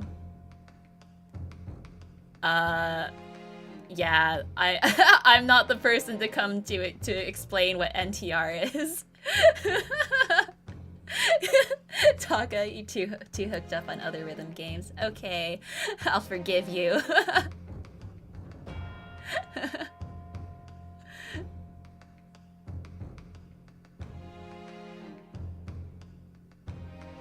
Stay pure. Yeah, good. Yeah, stay that way. Stay that way. All right, let's move on. No more NTR. We're back to Ace Attorney now. All right. So, meanwhile, according to the testimony we've heard, Mrs. Beats' bouquet should have been dropped here at the scene of the crime on the east side of the street. But in fact,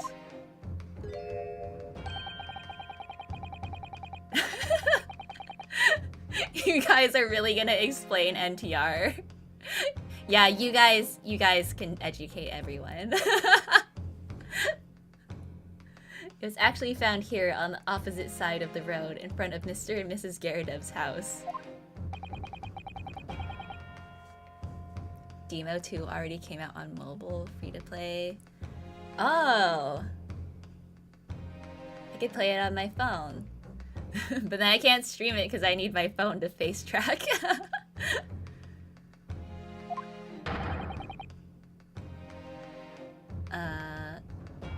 Someone deliberately moved them. Ooh. Oh no, it's okay, you guys! I love it when it gets derailed. It's actually really funny. I just might not finish the trial, but that's okay. We'll just keep doing another stream. But yeah, I love just chatting with you guys too. It's really fun. What are you trying to say? The way you're talking, it sounds like you think my Rolly's done something wrong. Your innocence. This is just how it goes with my streams, you know? Like, it starts off like, I think everything's gonna go fine, and then it turns into degeneracy. And it's not even my fault. I didn't do anything this time.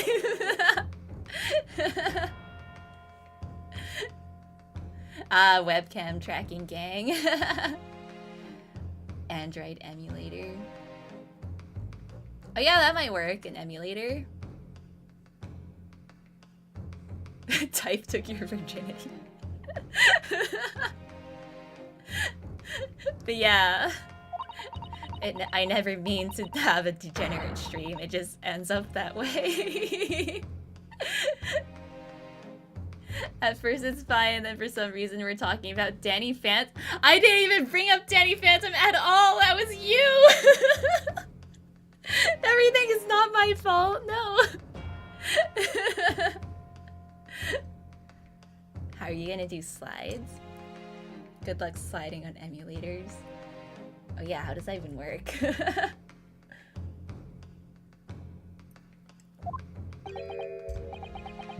The chat reflects the streamer's personality. What did I do?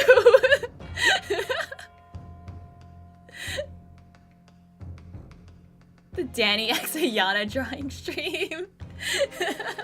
Never. Don't come for me, Nickelodeon.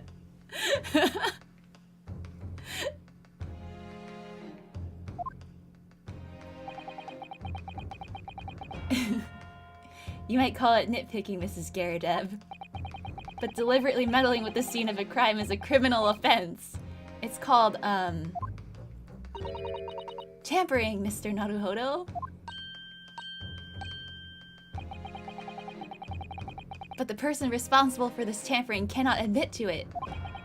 For a very subtle but compelling reason. Igiari! You'll commission an artist? Oh god. Nickelodeon's gonna come after your ass. And mine.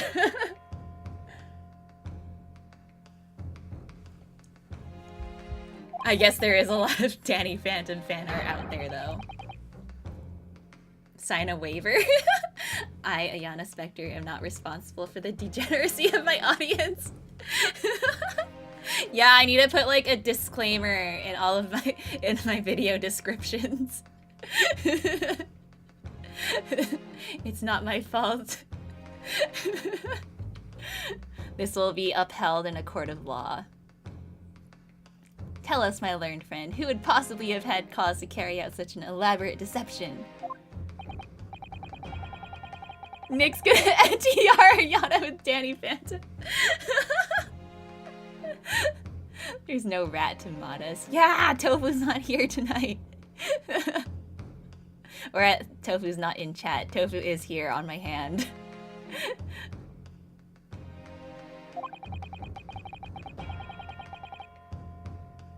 Wait, okay. All the evidence and all the testimony points to that one particular person.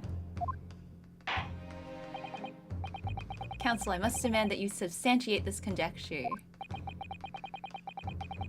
Who are you saying is responsible for tampering?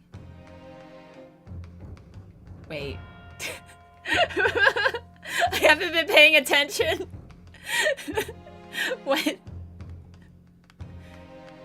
But it was probably Rolly, right? Because we're saying he wasn't like there for the whole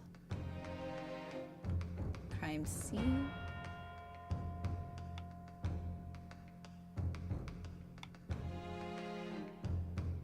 Yeah, accuse Susato. Release Tofu. Wait, I have a toggle. Where'd he go? Oh no!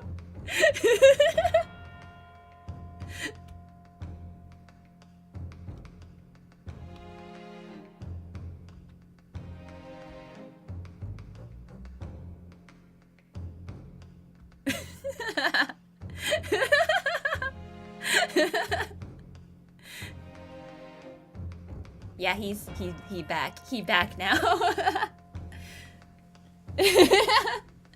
Tofu doubles as the computer mouse. Yeah! Tofu ascended.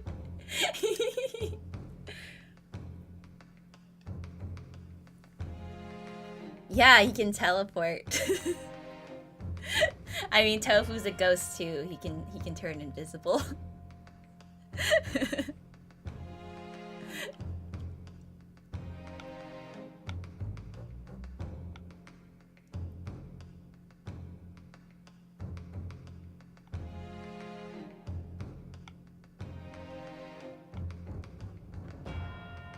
Wait, so who tampered with the person responsible for this tampering?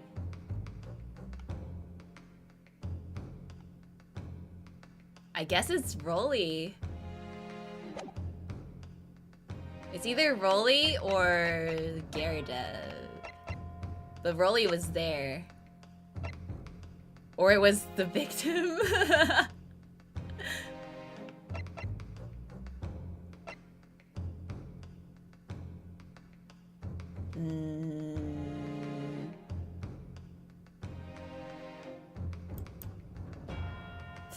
Let's save.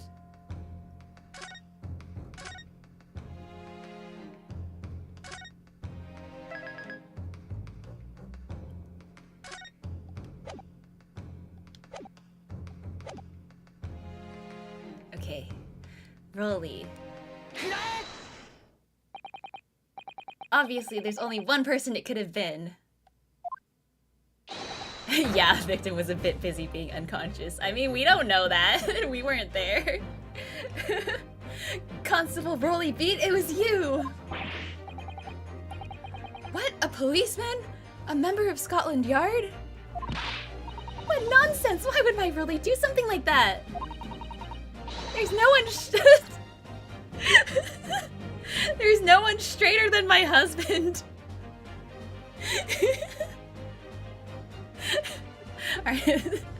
Are you sure about that, Patricia? How straight is your husband? No, Bobby works more tirelessly for the people of London. Mrs. B, you said in your testimony that your husband asked you to go to a nearby police box to fetch the officer on duty.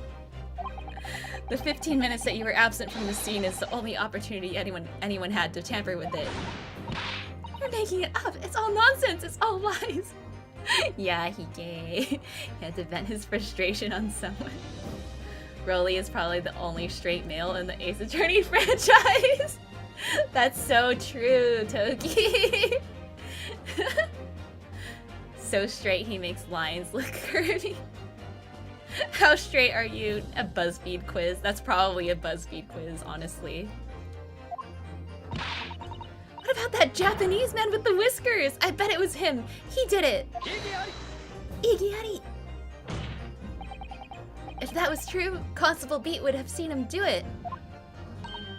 Oh. He does like Van Zeeks. Not so straight now, huh? And forgive me for pointing it out, but when you dropped your bouquet, Mrs. B, it was after the defendant had fled the scene. Well... Igiari. First you make accusations about the landlord and his wife, and now you incriminate a policeman as well. But your accusations lack one very important thing. You claim the crime scene was tampered with. But there's only one reason anyone would commit such a reckless crime: to hide something. That's right! He's right! But my husband and I just happened to be there, that's all. So why would we have anything to hide? It doesn't make sense. You are 35% gay. That's an accurate percentage, I think. For Rolly. Like, imagine Van Zeek's defending you. Oh, hot damn. You've offered no motive for this alleged tampering. And until you do, your accusations are nothing but empty threats. Constable Beat had a very good reason for wanting to tamper with the scene of the crime. That's the key to this entire affair.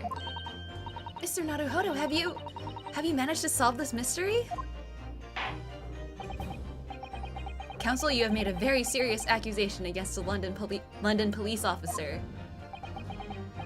If you are mistaken, I'm sure I need not point out that your reputation as a lawyer will be irrevocably damaged. With that stark warning in mind, you will now explain to the court the motive for this alleged tampering. Yes, my lord. Ah, deep breath.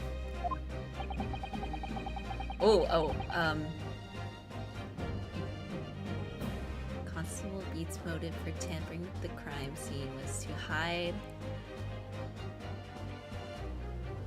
What? Where the bouquet fell, where the victim fell.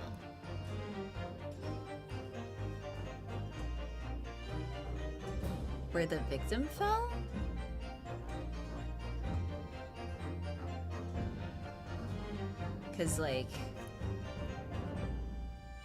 Cause she's holding the book, but she like moved. Wait. I'm confused. I'm confused again.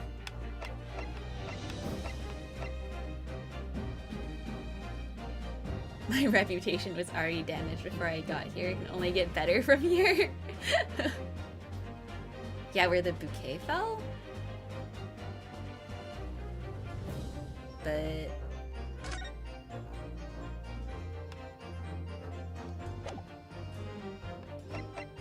she's holding...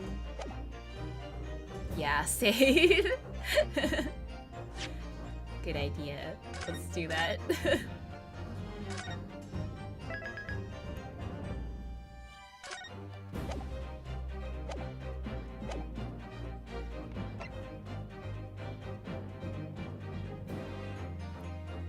But why would he care where the bouquet fell though? 'Cause like... Or why would he care where any of these things fell? But, okay, I'll try the bouquet.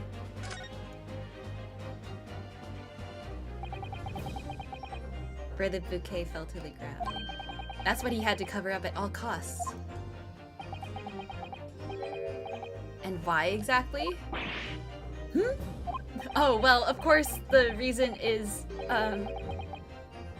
No! Do you have something to hide, my learned friend? For it seems you're unwilling to share the reasons with the court.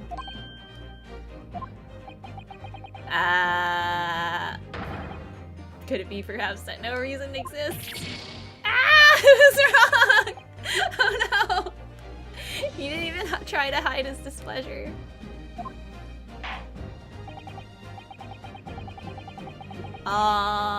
Sorry, Wonder.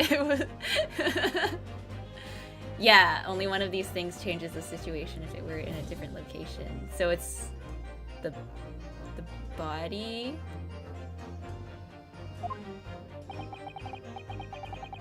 Or because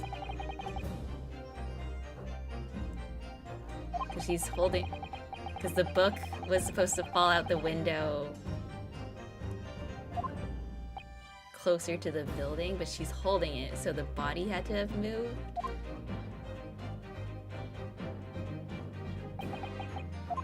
It's okay, we saved. We saved.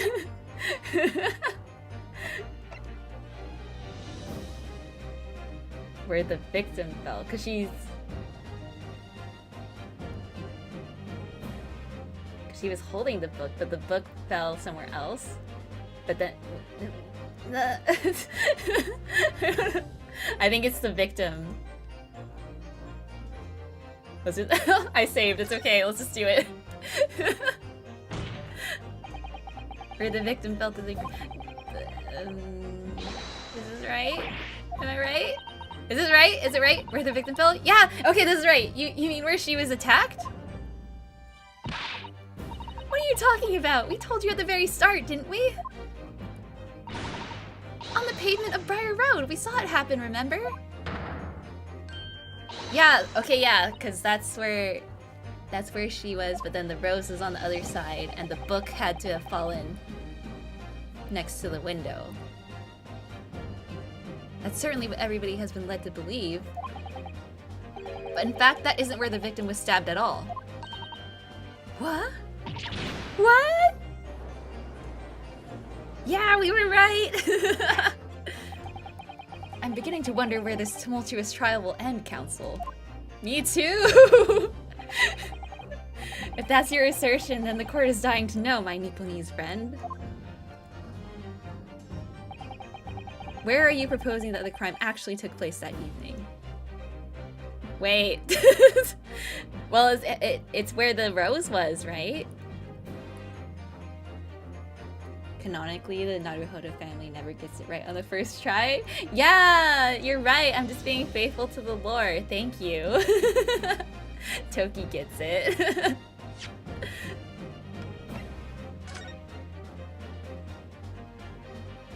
So we're saying that, so this is where she was, but we're saying it landed where the rose was, which was here, outside the window.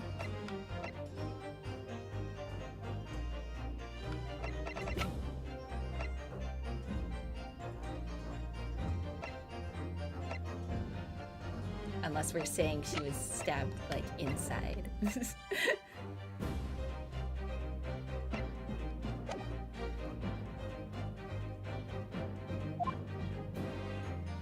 So it was here? Or like around here? I don't remember exact, or was it in the front? She said it was in the front. I think it was just on this side. Cause it... Yeah, cause they said it was the opposite side. Right? Side. Yeah, save.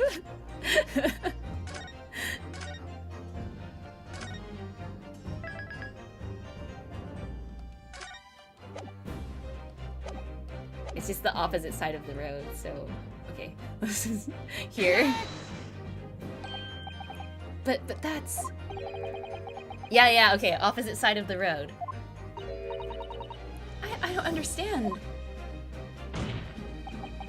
On the evening in question, Mr. Garadev's book fell directly down from the open window above. And your bouquet, Mrs. Beat, never moved at all. What did move was the scene of the crime itself. Oh, we got a point. Good gracious. Yay. Oh, no. Stop, shut up. Perhaps you haven't been listening to the ample testimony the court has heard. But these witnesses both saw the moment the attack took place. That's right, I saw it with my own eyes. It was 5 o'clock in the evening and already dark. There was the typical London fog on the ground. When you saw the incident unfold and ran to the victim's aid, That was actually on the west side of Briar Road. No, that's not true. It can't have been. Constable Beat then arranged for you to be absent for a while by sending you for help. And during the 15 minutes you were away, he transplanted the crime scene. He moved all the things shown in this print. The victim herself, the 4 books. He moved everything, in fact, to the pavement on the east side of Briar Road. Don't trust those glowing demon eyes. Extraordinary. But the constable overlooked one thing. What? What did he overlook? The bouquet, I presume? Exactly. The prosecution told the court just a few minutes ago about the discovery of the rose bouquet. Lord Van Zeek said it wasn't noticed until the morning, as it lay where the street lamps cast no light. Yes, it couldn't be seen in the dark, obviously. Yeah, Broly looks dead. He will be once we arrest him or accuse him. That was found in its original position on the pavement on the west side of Briar Road.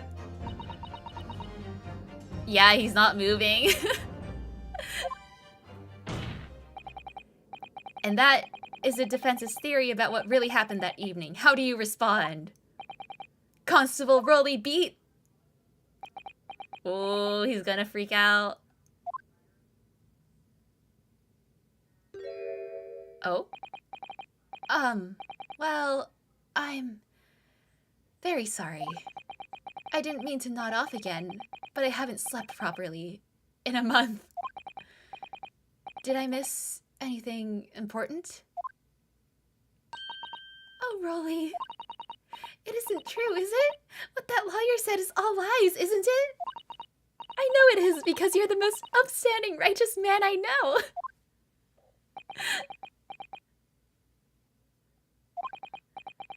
I had a dream. A terrible dream. All the things I did that night. Everything come out. Everything exposed.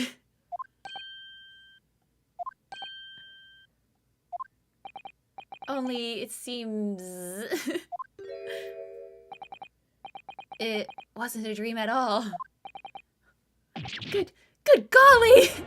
Aw, I thought we'd get some, like, funny animation of him freaking out, that he was just asleep. NTR Patricia. This is why we needed to learn what NTR is. Yeah, the twist is real. What on earth is the meaning of all this? Oh, Raleigh, why? Why would you do something like this? Moving a corpse is a criminal offense, isn't it?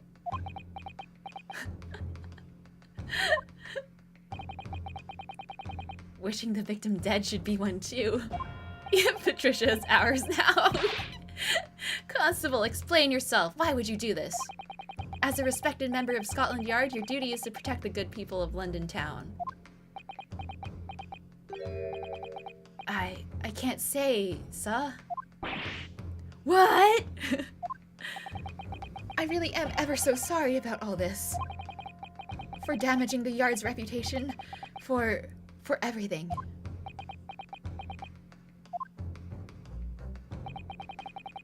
I have a possible explanation. For why, on that particular evening, Constable Beat felt compelled to move the scene of the crime. I can think of one reason. Really? What? How could you possibly know? Yeah, how do you know, Yunosuke? You, a foreigner, presuming to understand the mind of a Scotland Yard policeman. Yeah, sleep deprivation makes people crazy. And yet, Lord Van Zeeks, it is this foreigner who has uncovered the startling truth of the matter thus far. Yeah, Santa. I believe it would be beneficial to the court to hear this extraordinary young lawyer's theory. Counsel for the defense, if you please. Yes, my lord. Yeah, he wanted to go to dinner with Patricia. Now then, I think you had better show us some evidence. Oh. Wait.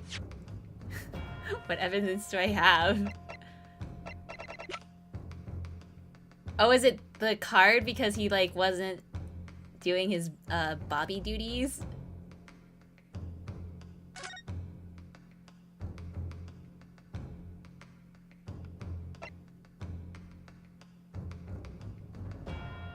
Oh, or, yeah, because he knew that it would, like, fall under his jurisdiction if it was outside on the other side of the road. The Nipponese don't have emotions. Goth vampire. Yeah. Of course a goth vampire can say that. England, Japan, it makes no difference where you come from. Human emotions are the same. And I think I have a fairly good idea of the feelings behind this man's actions. What gives away the motive for... Okay, I think it's this. Should I save again just in case?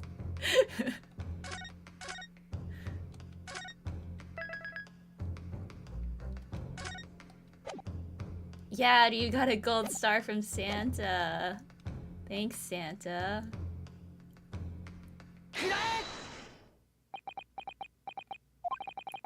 I realize that I'm a foreigner in this land, and I have only just arrived from Japan. Which is why all this information about London's so-called bobbies is completely new to me. I've learnt that, though honorable, patrolling the beat is the most demanding work in the world, for example. Keeping the peace, looking after the citizens on his beat in all kinds of ways. There's no doubt that the young Bobby is charged with a great deal to do each day, certainly. But for Constable Beat, the day in question was special. Special? How? The anniversary. Yeah, on account of this bouquet, my lord. Oh yes! It was our very first wedding anniversary! Constable B had worked so hard to be able to afford this simple gift for his wife. Oh, and was so looking forward to taking her out for a celebratory meal. When he and Mrs. Beat stumbled upon a crime along Briar Road. When he saw that shadowy figure through the fog collapse on the pavement ahead of them, what must have gone through the man's mind? Screw that guy, I'm going to dinner with my wife. But just on that one particular day, I was looking forward to celebrating my wedding anniversary. Mrs. Beat puts up with a lot being married to a Bobby like me. I wanted to show my dear wife how much I care.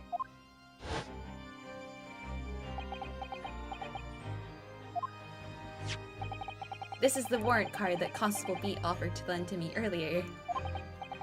Inside, among the rules for patrolling policemen, it says, when a crime is discovered on his beat, a policeman must assist with initial investigations and help detectives. Aha! Constable Beat? Is that or is that not the reason why you moved the whole scene of the crime that day?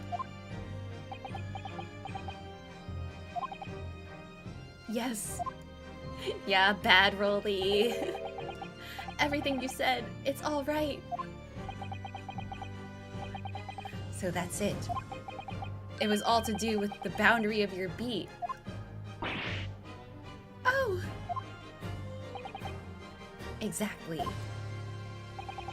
To summarize, the incident actually occurred on Constable Beat's beat. Good gracious! Constable, do you realize the gravity of what you have done? It was the first time since I became a copper that I'd ever cursed God. Oh, damn.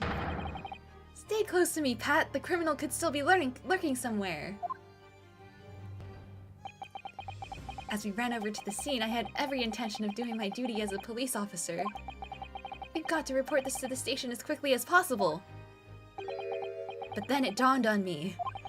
I realized where we were, where the victim was lying, and what that meant for me. When a crime is discovered on his beat, a policeman must assist with initial investigations and help detectives. Why here? Why did this have to happen here? And why tonight of all nights? Why?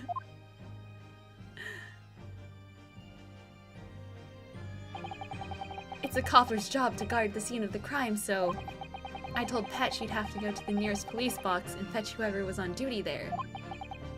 It was then, when I opened my mouth to speak, it just came out. I couldn't believe the words that were coming out of my own mouth. This is the next beat to mine, Pat. So you'll have to go to the police box that covers it, turn right along Meerschaum Street, and then...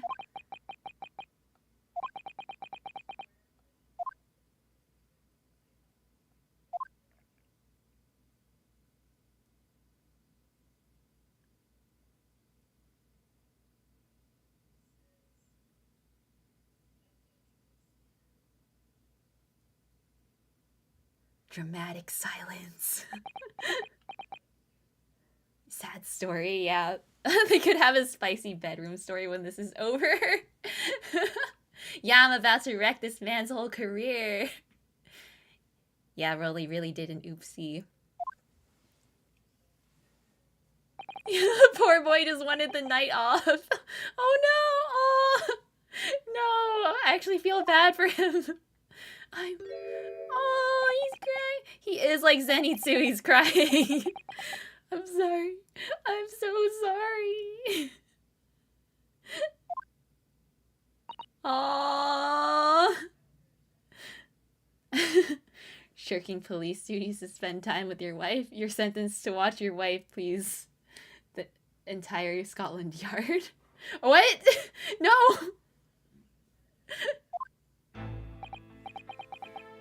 That's the real NTR.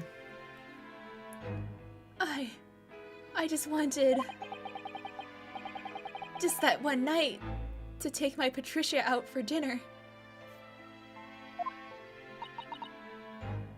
Oh, Rolly. Just that one night.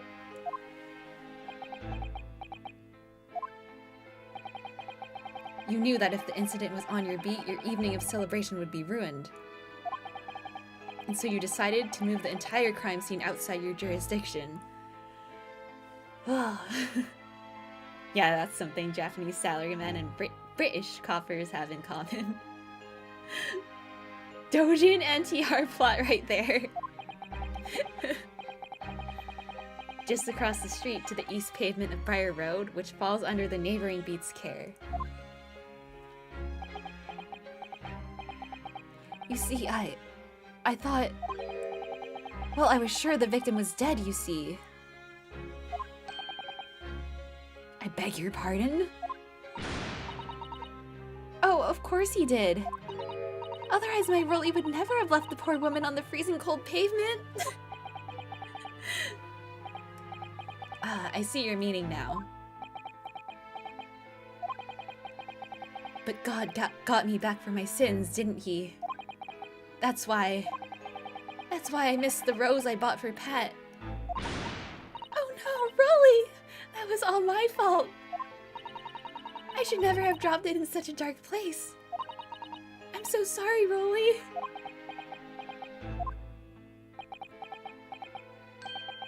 And can you tell us, Constable? How many books did you move from the one side of the road to the other in total? Oh, 4 it was. Yes, definitely 4. 3 of them dropped by Mr. Natsume, and the 4th being the one that fell from the window upstairs in the Garadev household, of course. But what made you place that book in the victim's hand? When all the others were scattered haphazardly around, I mean. Oh, well, sir, that's because that's how I found it. Huh? How you found it? What do you mean? When we first ran over to the scene, the victim was already holding the book. So, when I moved everything, I made sure it was still in her hand. You're sure it was this book, The Lion's Pride, that the victim was holding? Oh yes, no doubt about it. Is he falling asleep again? He's got accused of a crime and is falling asleep immediately.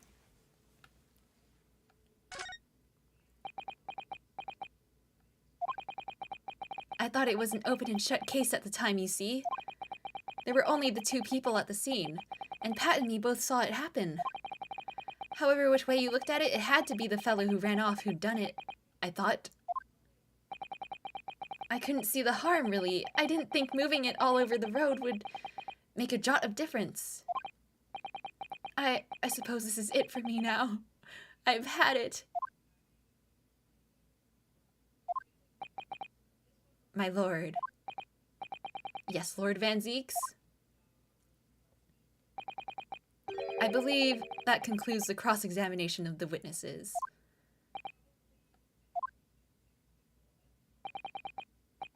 Constable, you may withdraw. Yes, sir! Mr. Prosecutor, sir. What will become of my Rolly? What will happen to him? He's gonna prosecute him. For now, you're free to go home. The police will contact you in due course. Please, don't punish my husband. This was all my fault. No, he's just severely depressed. I guess you get tired when you're depressed too, so that makes sense, I guess. It's because I'm always moaning at him for coming... moaning at him for coming home late.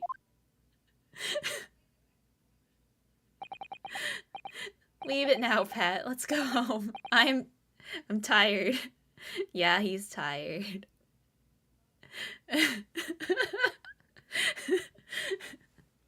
Yeah, bye. Yeah.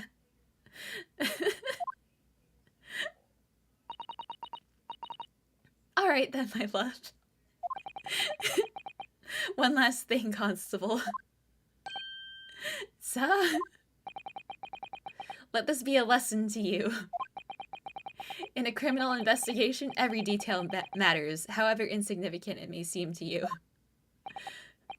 Yes, sir, he says as he's falling asleep. Carve that lesson in your mind. And never again make the mistake of tampering with the scene of a crime. Never again, sir? You mean to say... Leave now. This trial's not yet over. Oh, Van Zieks is being nice to him. He didn't, like, fire him. Sir! Dude, he is... he totally is, like, 35% gay for Van Zieks.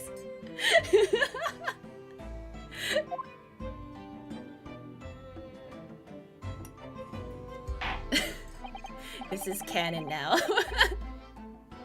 Zeeks is such a sweetie pie. 35, that's pretty low. No, that's just the number that like Robin was throwing out earlier about the BuzzFeed quiz. What an adorable little giant evil goth man. It's a pretty good description. Well, quite a startling revelation, I must say. Whoever thought of a third party transplanting the entire scene of a crime like that? Indeed, my lord. Nevertheless, there are some immutable facts here. Principally, that the accused, Mr. Soseki Natsume, is the only person who could possibly have committed this crime. Yeah, we're still back at square one. After the trial, he's gonna show his appreciation for Van Zieks. Even vampires have a heart after all. Yeah, he's just a big ol' softie. No, I disagree. Yeah, we're still not finished. Yeah, I might end if another thing is about to start. I'll probably end before it. Now that we know the true scene of the incident, there is someone else. Another person who could be responsible for the knife in the victim's back. Forgive me for being presumptuous, but I believe the prosecution is probably well aware of this possibility already. Lord Van Zieks, is this true? What is perjury? Do people get punished for it anymore? Apparently not. Very well. Name the person if you will, and if further investigation is warranted, the prosecution has no objection to the trial continuing. Yeah, gonna be a knife-related accident. Wait, but...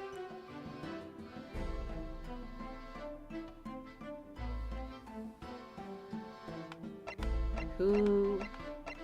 Is it the wife?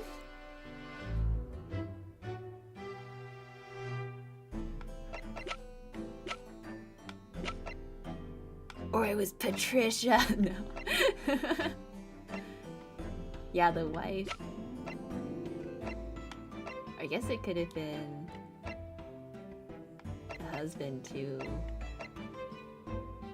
Wait, let's save time. Choose Sholmes. That would actually be hilarious. Accuse Zeke's too. Yeah, I'm sure that'll go well. It was Susato. Oh, it's X. I keep forgetting to press X for present instead of A.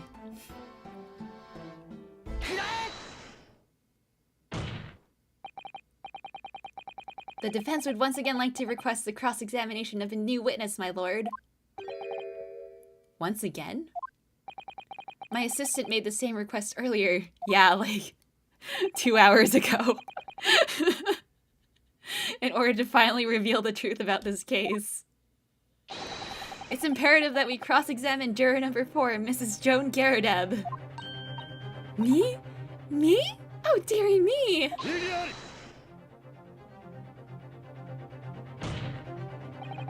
That request has already been denied. But the situation is very different now.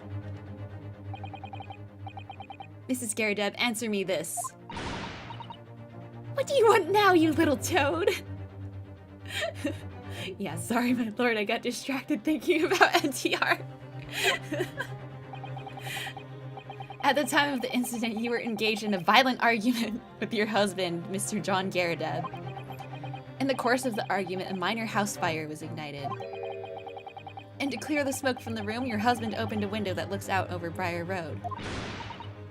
Well, what of it? You threw this book at your husband when he was cornered with his back against the window. Upon striking the pane of the open top-hinged casement window, the book plummeted directly down, finding its way to what we now know to be the true scene of the incident. Yes, and as I said, what of it? During the argument, you were beside yourself with rage. As such, you threw not just books, but anything you could lay your hands on. So we're still saying the knife, like, maybe it, like, ricocheted off of the window and stabbed the victim. So let me ask you one more time, Mrs. Garadeb. This knife, the one removed from the victim's back, have you really never laid eyes on it before? Ah!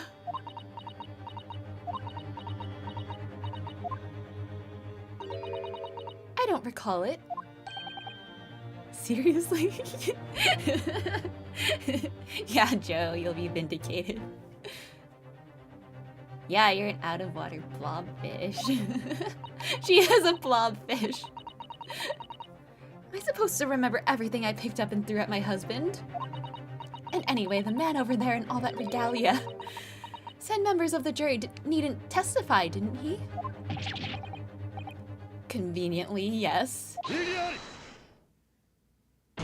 Yeah, the jiggle physics. No, I have no recollection of saying that at all. Juror number 4. Oh? Oh. Make no mistake, you jurors are not special in any way.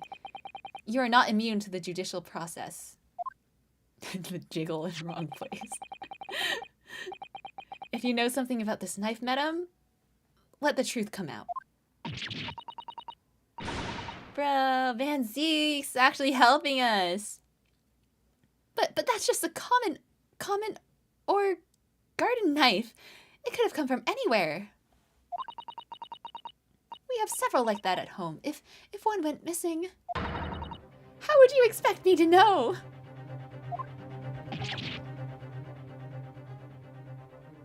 Yet Dracula demands justice. Yeah. Yeah, he's softening to Ryu. Van Zeke's gonna get that Ryu pussy. Are you joking? What are you saying, please, Mrs. Garrett? Several... Yeah, she has several knives. Now you listen to me. I refuse to believe all this nonsense. I couldn't bear the thought that I'd injured someone. Do you hear? I couldn't bear it. Van Zeeks is the only prosecutor that's totally unbiased. He's biased towards his wine. That's his bias. We don't have April May here, so Jiggle Physics had to go somewhere. That's a good point. That's a very good point. So, yes, I want evidence! I want to see hard evidence if you're going to insist on this being my fault. You're going to have to prove to me that I threw that knife if that's what you think.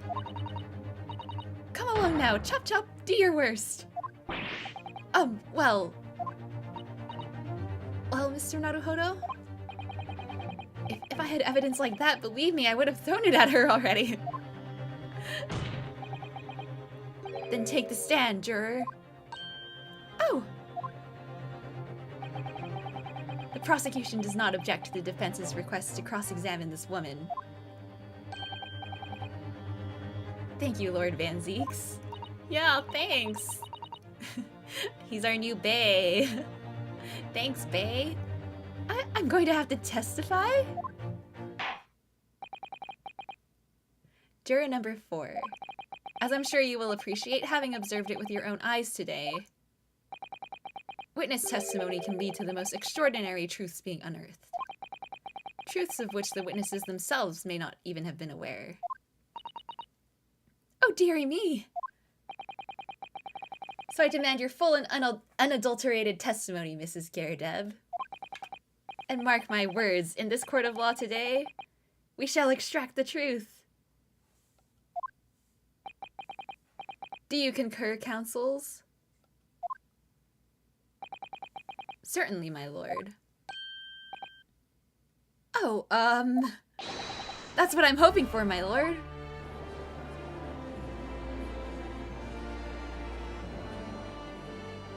Is it gonna to be continued? This is such a strange feeling. For the first time since arriving in this country, it actually feels real. Ooh! Different camera angles of Ryunosuke. I'm here in the Old Bailey, and I'm a lawyer!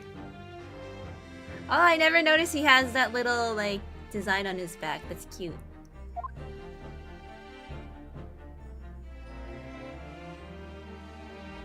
Oh. Okay, yeah, it's not gonna to be continued. Okay, yeah, I think I'm gonna stop here for today. Because this is probably gonna take another hour just to interrogate this lady. But yeah, I'll definitely continue this. That's probably an okay place to stop, right? Or should I have kept... I don't know. This is probably fine. Aw, man, cliffhanger! Nah, we at least got through all the, that couple. The beat couple.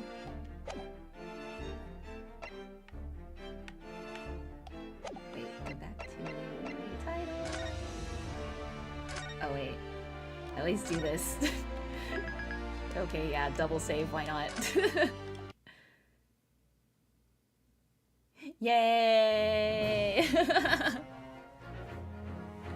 Climax soon. But yeah, this, I think because this is the last part of the trial, so it's definitely like the longest, so I'm pretty sure that that part will take another long time. I don't know, if next time, if if it ends up being really short, I'll just start the next case too. So yeah, we'll have enough to do next time too. We are near the end. Yeah, at least this isn't the length of the first case. Yeah, that first case was so long.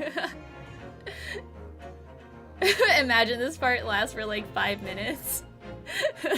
Well, we have to go through like an entire other cross-examination. And I bet like once we get to the end of that, someone else is gonna come in and be like, but wait, it was actually like me. Or the husband has to like show up at some point too, right? So then we're probably gonna have to cross-examine the husband. I'm pretty sure it's gonna take another long time. Yeah, final case after this one. I'm so excited. It'll be good. And then we can move on to Disco Elysium for a little bit and then come back for the second game.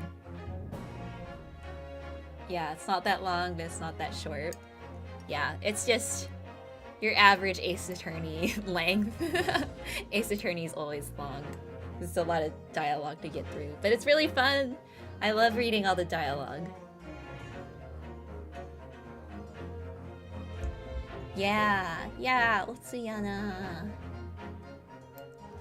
Yeah, so Saturday will be Toki and I are gonna collab. We're gonna play Keep Talking and Nobody Explodes.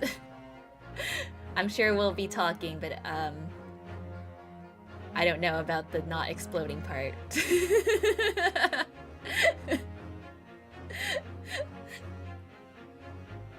Ace Attorney is like Danganronpa.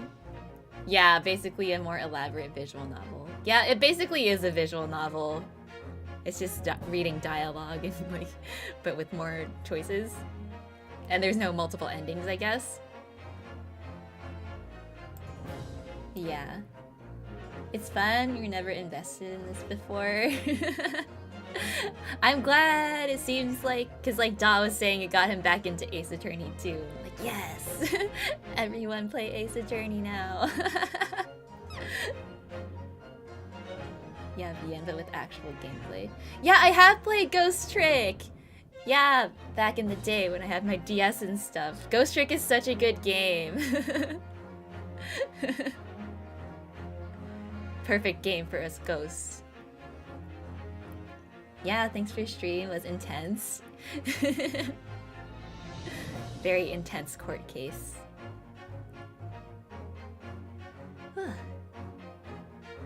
Yeah, that's it for today. I'll see you guys Saturday, not Sunday this time.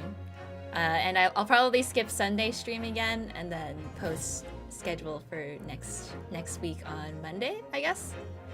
Yeah, I'll see you guys next time. Thanks for watching.